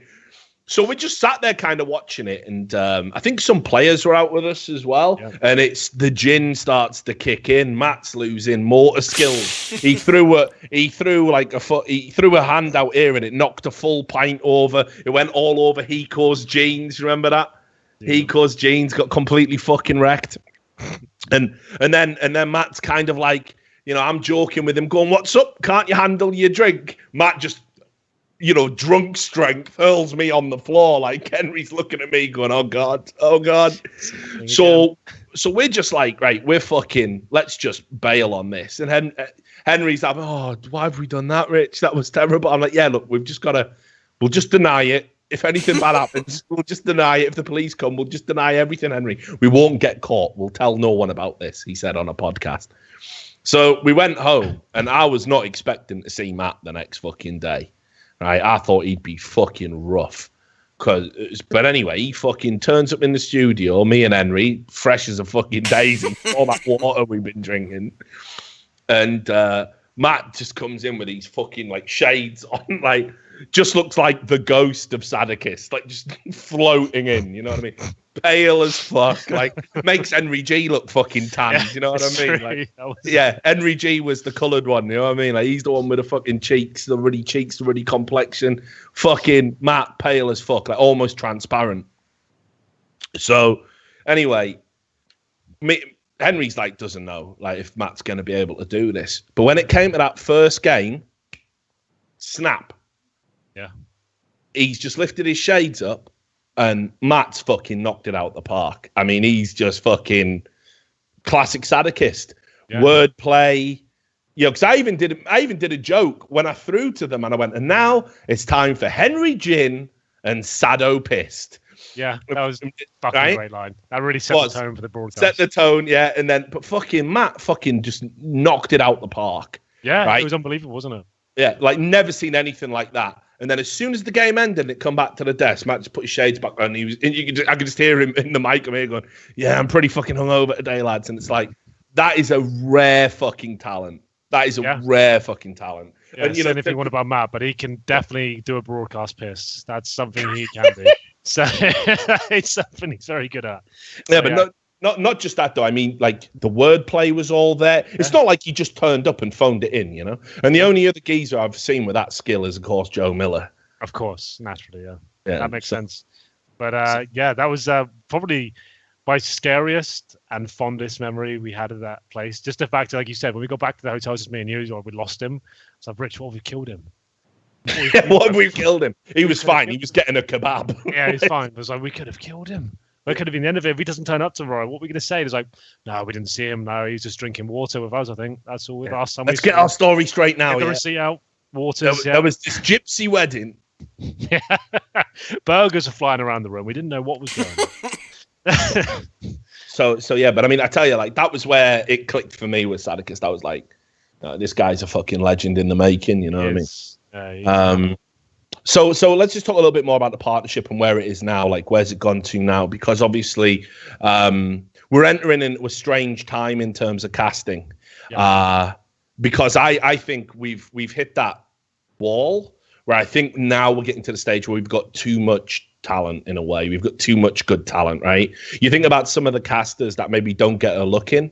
You know, guys like Vince, you know, like all these up and coming fucking talent. You don't think he gets a look in? He doesn't do as many events. He gets a look in. Sorry, that's a bad phraseology. I'll put it aside. He gets a lot of offers. It's not like he's not like waiting for work. Like he definitely gets a look in. All right, let's be clear. Wind your neck in. I'm just saying. Like I think don't sensationalize things. No, but what I mean is like there's You've got James and DDK. Sure. You got you and Matt, and you got Anders and Semler, sure. And then those like. Once you start pairing up other people, you know, Moses in the mix as well. Sometimes a caster, sometimes not. Obviously, Vince in there. Like, I think we're at a point now where there's too much talent to kind of go around in a way. Okay. And there's a battle almost, especially in the people that, you know, get called tier 2 by the community, you know, to kind of clamor for that work. And I think based on sort of current trends and current popularity, and if the community reception's anything to go by, you and Matt are kind of the most popular duo at the moment. Right now, but it's the revolving door. We'll come at yes. And we'll be the latest ones. That's definitely for sure. I've even, let me see if I've bookmarked some threads. Oh, brilliant. Fuck HenryG gay. HenryG gay. Here's one from, I bookmarked. Just got his hand. Yeah, no, what I do is, right, because remember when I told you this, when everyone was like saying, "Oh, I love HenryG and amazing," I said the thing with this is it is cyclical. It does change, and I know you know that, but I do keep stuff like this. Here you go. So this is HenryG biased. There's some good comments in that one. Is he burnt out? I get why Sadikist is the way he is, but I thought HenryG had something inside his head. Guess not. So there's that there. HenryG has been shitty for a while. He's probably starstruck or something, and thinks he's some kind of expert. The most annoying thing I find in his commentary is when he goes crazy over some risky plays. Sometimes he's right, and I'm obviously not talking about those times, but sometimes he's fucking annoying with, what's he doing? And why would he do that? I just don't get it. So obviously these Counter-Strike experts in HLTV. Yeah. Oh yeah, of course. So I do keep these. Another good one here. Is HenryG actually a homosexual, or is it just banter? That's the thing. No one ever knows. I've never told anyone whether I'm gay or not. So that's what that kind of persona I'm going with. Like it's the kind of, that's how you sell yourself to both sides of the market, right? So yeah, you got to sit there in the middle and occupy that space. Works for me. So look. Obviously those are outliers. Regardless of their orientation, I enjoy their castering. Why are you making a thread about them, mate? Why are you making a thread saying, are they actually homosexual? I don't care anything, but I do need to know right now. Like, why does it matter? Yeah. Don't care if he's gay or anything, but I do need to make a thread. Is he gay? Is he though? Mental, innit? And I got dozens. I keep them all. Like basically, if people make like stupid threads on HLTV or Reddit, which of course that's probably 90% of the content, I do save them. But the point being, like right now, I think you are considered you and Matt are the like number one duo. Everyone will probably hate me for it. Well, the thing is, like, we work a lot more than everyone else does right now. That's the main thing, right? So Anders and Semler, they've been coming to more events recently, but they've been a lot quieter this year than we have. They've been going to, like, Anders is going to the odd events, Semler goes, they haven't been at a duo for a lot of events. Same goes to James and Dan as well. They can't really work that many events because they're obviously Faces It talent, and that's a rival company to a lot of tournament organizers, so they're not going to be as much. So we're just number one by this kind of exposure, I think, at this point. Sure, we've been getting a lot better, and we've kind of fine-tuning what we do as a product overall, but it's just because we're in your face every fucking week that you kind of associate us with being the number one. And I guess it was an era of Anders and Semler doing all the finals last year that people are like, obviously for some reason everyone kind of started hating Semler, it seemed, all of a sudden. Like there was every week there was a different forum for it on Reddit or HLTV about Semler. I think he came back to this one Cologne, fucking knocked out the park. Like he's amazing. I think he hasn't lost it at all. I think he sounds better than ever. And I don't really get why people are so fucking brutal on like I don't mind if you've got an opinion. Here's what I don't get, right? Like, you're definitely entitled to your opinion. Sure. You're definitely entitled to voice that opinion. But what I don't understand is, why do you think like you can do all of those things, but why do you think it's absolutely essential to do it? So there's this weird culture in esports where it's like you can't pay someone else a compliment without shitting on somebody else to do it. So they can't just say, I really like HenryG and Sadikist, like when there's an appreciation thread or whatever lame shit's going on today. They can't just say, oh, I really like HenryG and Sadikist and leave it there. It's always got to be, I really like HenryG and Sadikist, way better than those cunts Anders and Semler. And you're like, why have you said that bit? You don't need to say that bit. It's mental, isn't it? And then like that'll lead on to a chain going, yeah, Semler's been terrible for ages. And then like people are like, they can't even quantify why somebody is terrible. They can't give a technical reason for it. It's always just personal preference masquerading as hard facts.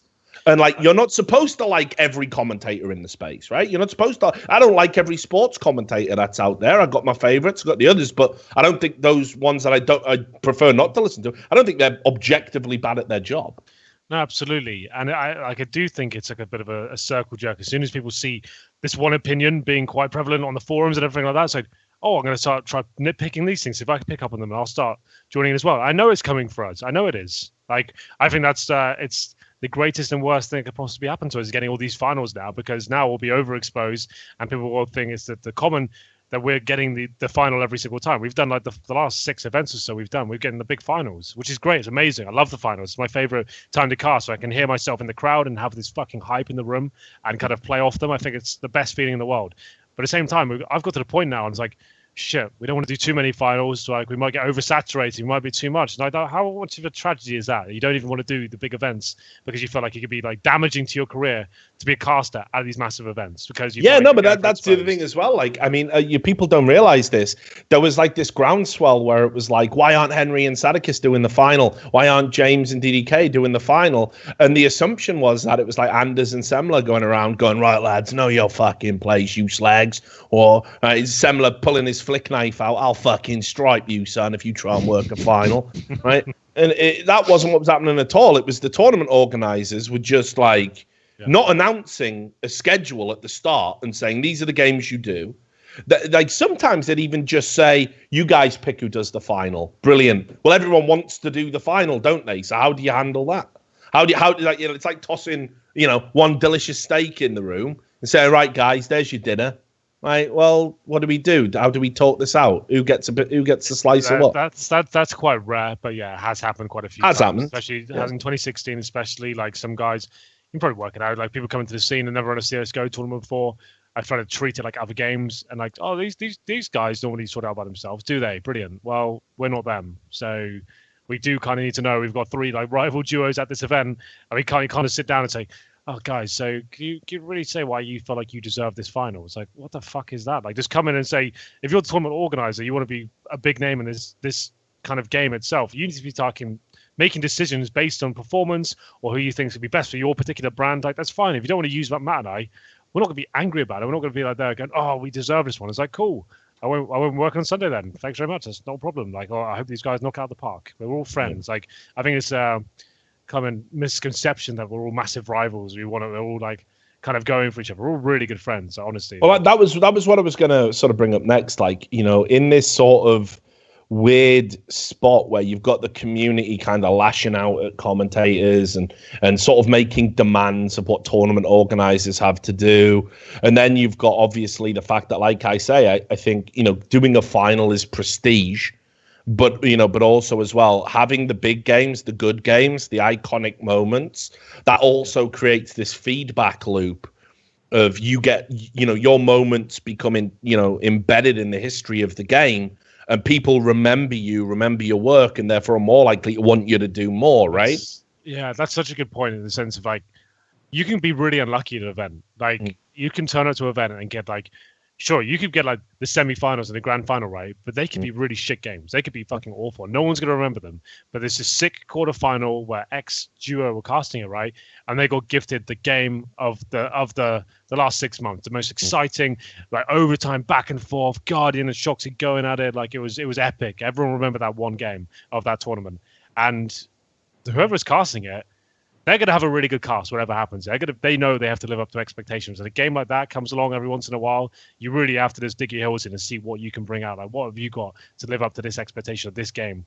And I think people don't realize that that's a big part of what we do. Like, it's difficult for me in a 16-3 stomping right to show how good of a cast or how informative I am, because sometimes the team just doesn't show up at all. They get completely wrecked, and that will just happen. There's no point in me over-exaggerating and sounding like I'm kind of sensationalizing the game just because I want to be saying like I'm a really good cast. Oh, look how technically gifted I am. Look all this knowledge I have. But it's a massive part of like, and I think a few tournaments we were very lucky with that. And I'm trying to think back specifically. I can't remember anyone's, but like those events where Anders and Summer got really unlucky towards the latter stages of the tournament where the games were dog shit. They were just getting these awful games, and Matt and I were getting these really amazing ones, which on paper didn't sound like they could be good whatsoever. Like, I think the ones that stands out the most is like Navi Luminosity at Dream at Cluj. Yeah. That turned out, we thought that was going to be like one of the shit games of the tournament, right? We were like, we don't even want to really hype this one up. It's going to be a stomping. But then it was one of the most epic Counter-Strike games, which went on to be an epic kind of matchup throughout Counter-Strike as years went on. That was amazing after that. And I think that's just a massive thing that people have to understand. You can only cast with the level that's really on par with what you're being presented with. Like, it's a massive part of it, and I think people don't really consider that when they're judging a caster. They hear one map of him, and don't realize that you need a decent game as well to show how good you are. So just in terms of that rivalry, look, at the end of the day, everybody's got to work and there's limited places. Yeah. How do you sort of negotiate that? Because obviously I know from being in the green room, we're all friends, but it was like I told you about, and, again, I said this to Yanko the other day, I said to Turner, maybe I don't want to be kind of consulted as much on talent decisions because I want to still be able to sit with my friends and them not think, corporate riches in the house, listening to everything that you got to say. And obviously as well, there's got to be times it's kind of awkward, right? Like, especially given that, you guys aren't in on fire. You and Sadikist exist outside of that group, right? Yeah, well, I think, like, if you think about it, the three big duos, you got Anders and Semler, had a room on fire, you got James and Dan, who are obviously about to face it. We're the only proper kind of freelancers, if you will, in that sense. So we don't belong to a group. We have no entity above us. And we've had plenty of offers from talent agencies and different organizations and just standalone agents as well, just to kind of represent us. But the thing is, we've never really wanted that. We don't want to seem like we're part of this kind of a body of work of other people and stuff like that. We want to be, this is us. This is what we do. Matt and I think we're quite business savvy at this point, where we know what we're worth and we know what we can offer and we know what's acceptable in terms of that. Like, so I don't really think we need an agent. We don't need anyone representing us. Room on Fire, in the sense, like, I think it's great what they're doing. Like, it's a nice little collective, but I don't need that right now. I'm still going to every single CS:GO event, and I don't want to be. I don't know, but like, unless it's required, unless it's really benefiting me, it doesn't really make sense. I don't know. But for us, like, in terms of the rivalry in that sense, we've always just concentrated on what we do. We've always dealt directly with the tournament organizers. It's Matt and I on a Skype call, just saying, "Cool, what dates do you want us to work?" And they'll say this, and said, "This is our price. It's non-negotiable. This is what we charge. This is what we think is the standard these days. And if you want us there, that's fine. We'll be there. We'll do our job. We'll be there every cast you want us to. We'll be on time. We'll keep our end of the bargain as long as you keep yours." And I've never asked ever who else is working this event. Do you know who's going to be casting the final? That's never part of the negotiation process. Bam. So yeah, I do ask about him. No, I never asked. That's never part of the process. Saying, "Cool, if we take our rate down, could we have the final, or could we do this and we get the final? We'll do extra content for you." Like, I don't care.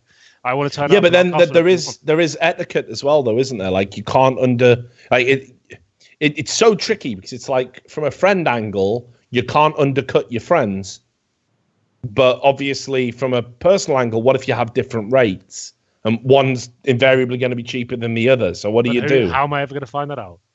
Well, I mean, this is the other thing, isn't it? Should we be telling each other? I've been keeping my rate's been the same since January 2016, I think. No, January 2017. I keep my rate for the year, right? That's what my rate is. I don't change it. It's a rate sheet I send out to people, which at this point is probably on the internet, knowing by the amount of leaks I've had on Skype. Yeah, true. I keep a rate sheet. I update it every January. And I say, this is my rate into this year. So tournament organizers, like, whatever as I said, it's non-negotiable. Like, they can say whatever they want. They can say, "Oh, Seven only charges this one." I say, "Cool, hire him then. That's not a problem." I've never undercut anyone. It's my rate. That's what I think I'm worth, and people are happy to pay it. At this, like, it might have been an issue like 2015, I think, and like 2016, before the duos were like really established, and like we were all like gunning for work. Like, say a big league was coming up or something like that. Like Pro League wanted to hire for the first season they're doing, or even to an extent E League. I guess we were never asked to do that, but at the same time, I'm sure there was something like that. It's like, that's an example of one of those leagues, right? They would say like, "Oh, but you're charging this much a day. Like, these guys are charging €50 less." I don't think anyone's ever done that. To my knowledge, no one of the organizers made an example of saying these guys have done it for this much money less. Not to me, at least. I haven't heard of that. But if they did, that's a really massive faux pas in their sense. In terms of a business world, you should never be explicitly saying that these people charge less than this, we can't use you. I think that's like really kind of... Well, look, I know, I won't name names, I won't talk out of school. I know tournament organizers that go to people, "Yeah, well, we can get these guys for this, so lower your rates," and, they try and knock people down. There's negotiation, sure, but that's why I say my rates are non-negotiable. Like, yeah, but like, there's negotiation, and then there's negotiation, like, from the viewpoint of saying, this is what this person's rate is. Like, I don't need to know that. You can just tell me what you want me to bring my rate down to. I don't need to know specifically what someone else's rate is. But I think tournament organizers, some of them certainly try and I think they try and create friction because it's better for them, right? Sure. Like, you know, if we're all trying to undercut each other and fuck each other, then that creates a market where they can profit and save money. If we have that unified front and we're just like I don't give a fuck what they. That's why I think there was a time as well. You remember this when we had like a proper Skype group where we discussed all this stuff and we kind of had this kind of idea where we'd like, let's tell everyone our rates and let's have this mentality. We'll have a group. I think that was a really bad idea. There's that point like you're telling all your colleagues your rates and stuff like that, right? And then everyone's like, well, I'm going to charge the same as him. Why am I not getting the work and all this stuff? I think that's where you get the conflict when you're that transparent. I think you can be best mates up until a point when it comes down to business. I think like what I'm charging and what I'm doing and what events I'm getting asked to do, like sure, like if they ask me a specific question, say Henry, I'm having a bit of trouble with this, like can you help me out? Sure, like I can tell you what I'm charging, like just to make sure you're not getting stitched up.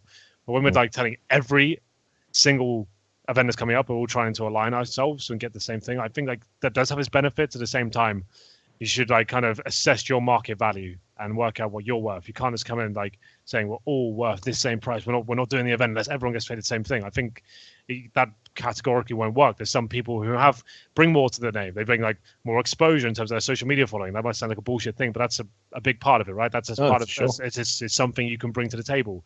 Or you might be more technically gifted. You might be more popular as a duo. I think you have to be realistic in that sense. Sure, they might be your mates, but at the same time, there is so much a pecking order, but it's like there's people who are worth more than certain people, and I think once you start exposing yourself and say that this is what we charge, we need to make sure we're all doing the same thing. That's when it kind of gets a bit convoluted, I think. And I'm happier now since that group ever got dismantled, if you will. Like we stopped doing that. If I was like, I can just, this is my rate, and I don't want to negotiate. If you want to pay for me, you think I'm good enough for your event, great, I'll be there, no problem. If I can do it, I'm there 100%. If you want to get someone else, you can get them for cheaper, or you think they're better, that's not a problem as well. I'd be happy to have the time off. So I much prefer the group now because like no one ever talks. Yeah, no one says anything, right? No one says anything unless it's like, here's a funny link. Look, someone's Tinder profile just leaked. Let's have a laugh at that. Like that's literally. That was a good one. That was straight banter. That was great. It's a shame at the same time, but I think it was a bit of a wake up call. You can never think to yourself. You can say no. Listen, this is you know about this more than anyone. Or like you can't just like I've said this before, and I'll say it again. I've never taken a dick pic. Never done. I know you have, Henry. And mate, I can tell. You'd recognize it. Yeah, exactly. That's the thing. I'd be like that old guy in that toilet in fucking Coventry or Birmingham or whatever. Like, that's lovely. That's nice. But yeah, you know, like I've never done it because I can't be arsed dealing with the I don't have a Tinder profile.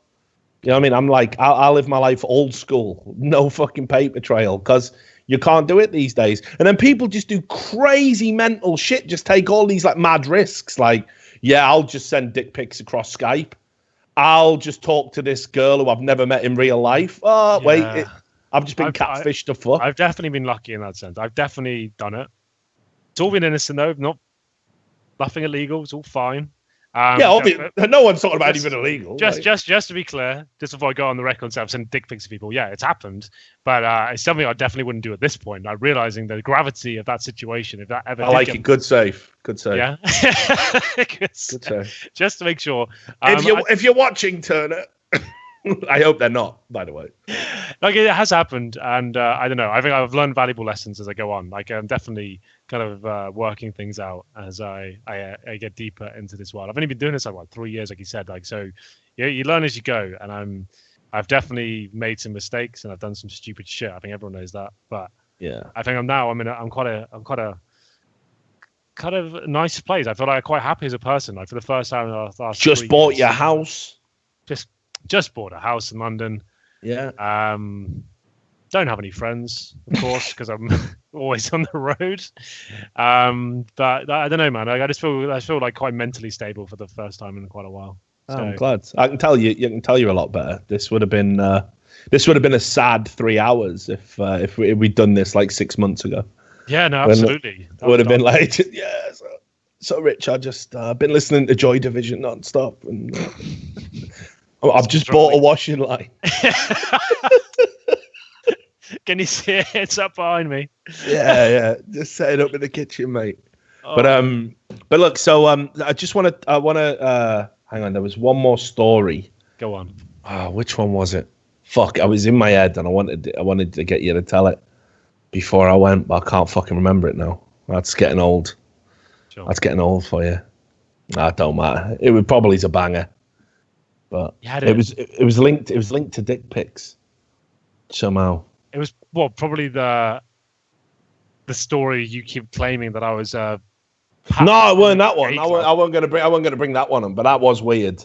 You were fucking on. So we used to know this guy in Counter-Strike, and he was like the only openly gay player in our sort of scene for the longest period of time. And he's married with kids now, incidentally. Okay. So it didn't last. Was just a mad. It was all that Counter-Strike quality ass. I think just turned him. Guys like you, right? So anyway, absolutely. I used to know this guy pretty well. We were at an event and we used to work together on a few projects.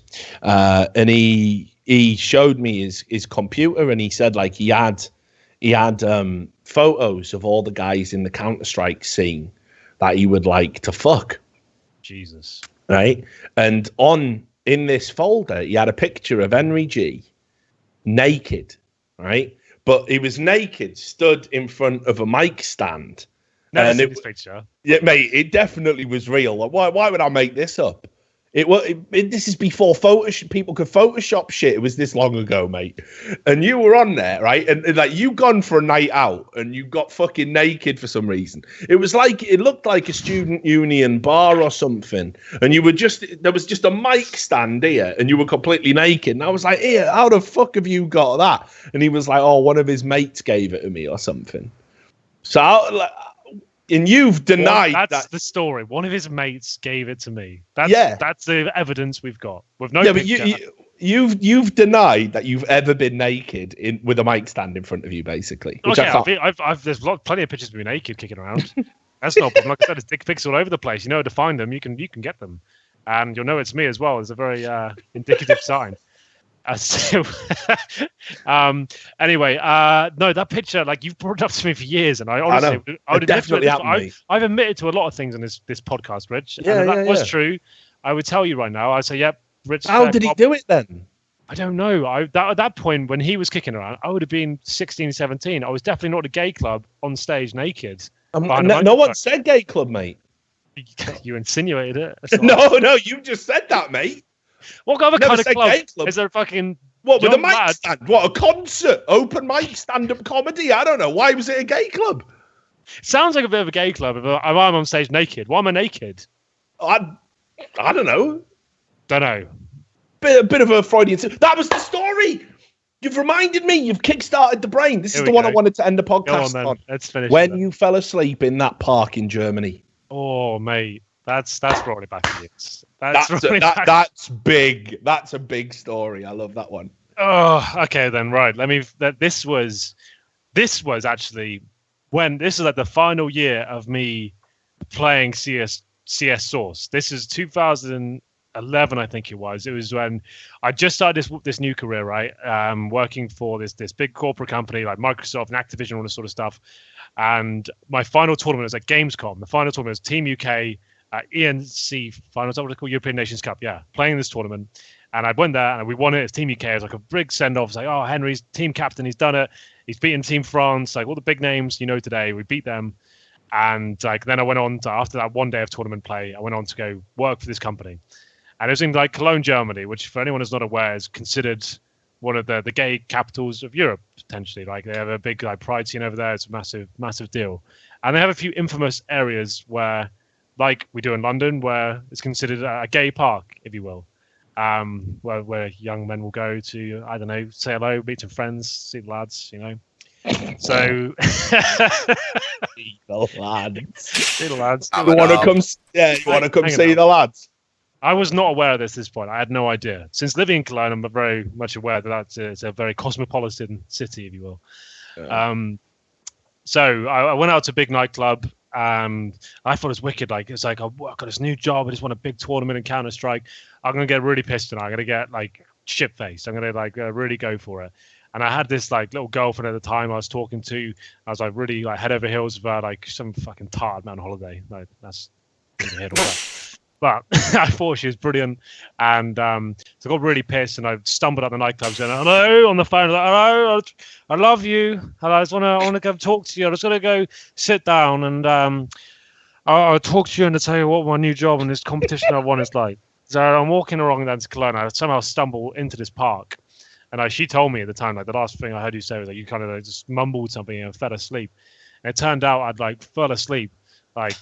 Properly in the park, just like this, like fully asleep. Just like I thought, this would be safe. I've fell asleep in parks before. Nothing bad can possibly happen when you fall asleep in a park. About an hour rolls by. I wake up, and I kid you not, there's 6. I'm not gonna say homeless, but they look fucking homeless. Guys surrounding me with their dicks out. One of them's like jacking off in front of me, and I'm waking up, just like coming out of a coma. Like, just like, am I fucking dreaming right now? What the fuck's going on? These guys, I assume, I'm not going to flatter myself and say they're about to fuck me. It felt like that's what is about to happen. They've got their dicks out, 6 guys surrounding me, and you wake up in Germany, no idea, your battery's dead in your phone, pissed out of your mind, coming around to this realization, this could be the end. They could either murder you or rape you. Those are the 2 possible outcomes of this. I stood up and just like started screaming, and I sprinted in just the opposite direction. They let me go. I don't know why they didn't grab me. I just barged through everyone. They let me go. You weren't under arrest. I can't think of anything more terrifying than waking up to homeless dicks.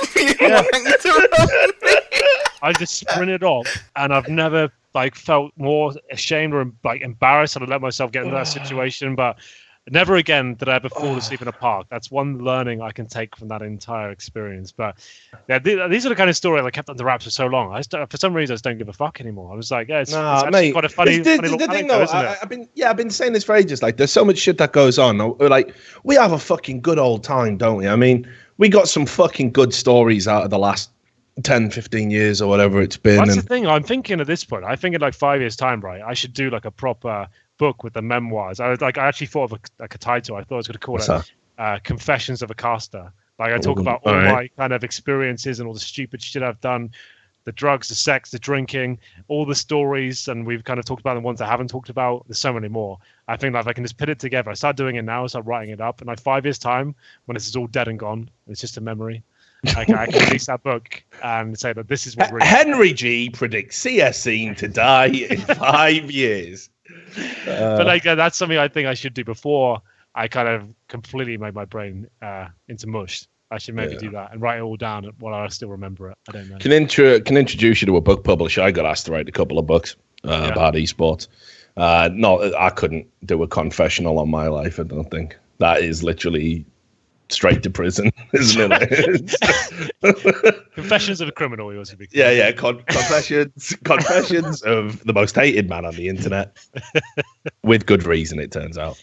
But no, man. Honestly, like we've had some fucking stories, and we never get to talk about them. And that's the crazy thing, because everyone's so worried about perceptions and how. And I'm as tired of that bullshit as anybody else right now. I just want to be raw and real and you know, like, because we're human beings at the end of the day. We fuck up, we do crazy shit, we do loads of good stuff that we never get to talk about as well. I mean, I've focused on all the crazy shit, but like, I'm sure we got a billion fucking stories that, you know, we don't toot our own horn about, like, you know, doing Make-A-Wish stuff or whatever. Done a fair bit of that. And people don't know, you know, they only know what we present on the broadcast, which is all smiles. And in a lot of ways, painted on. Yeah, like there is a fake persona element to it. So, but I've always thought you were a cool guy, and you know, the real HenryG. Knowing the real HenryG is certainly a lot better than knowing the stage HenryG. That's a rare privilege. Well, that feels like a nice way to wrap everything up, Richard. Yeah, well, it has been 3 fucking hours, mate. So it has. We went for the Joe Rogan epic, didn't we? Yeah. Well, no, it had to be. It had to be. Like, we've covered it all: burgers getting thrown, homeless dicks getting tugged. It's been a roller coaster ride. So yeah, obviously, thanks a lot for doing it, man. And you know how it is. Like, I love you a bit. I've known you a long time, and I'm glad you're actually getting the fucking getting the success you deserve. Because there's been some fucking dark times, some hairy times where it looked like maybe things weren't going to happen.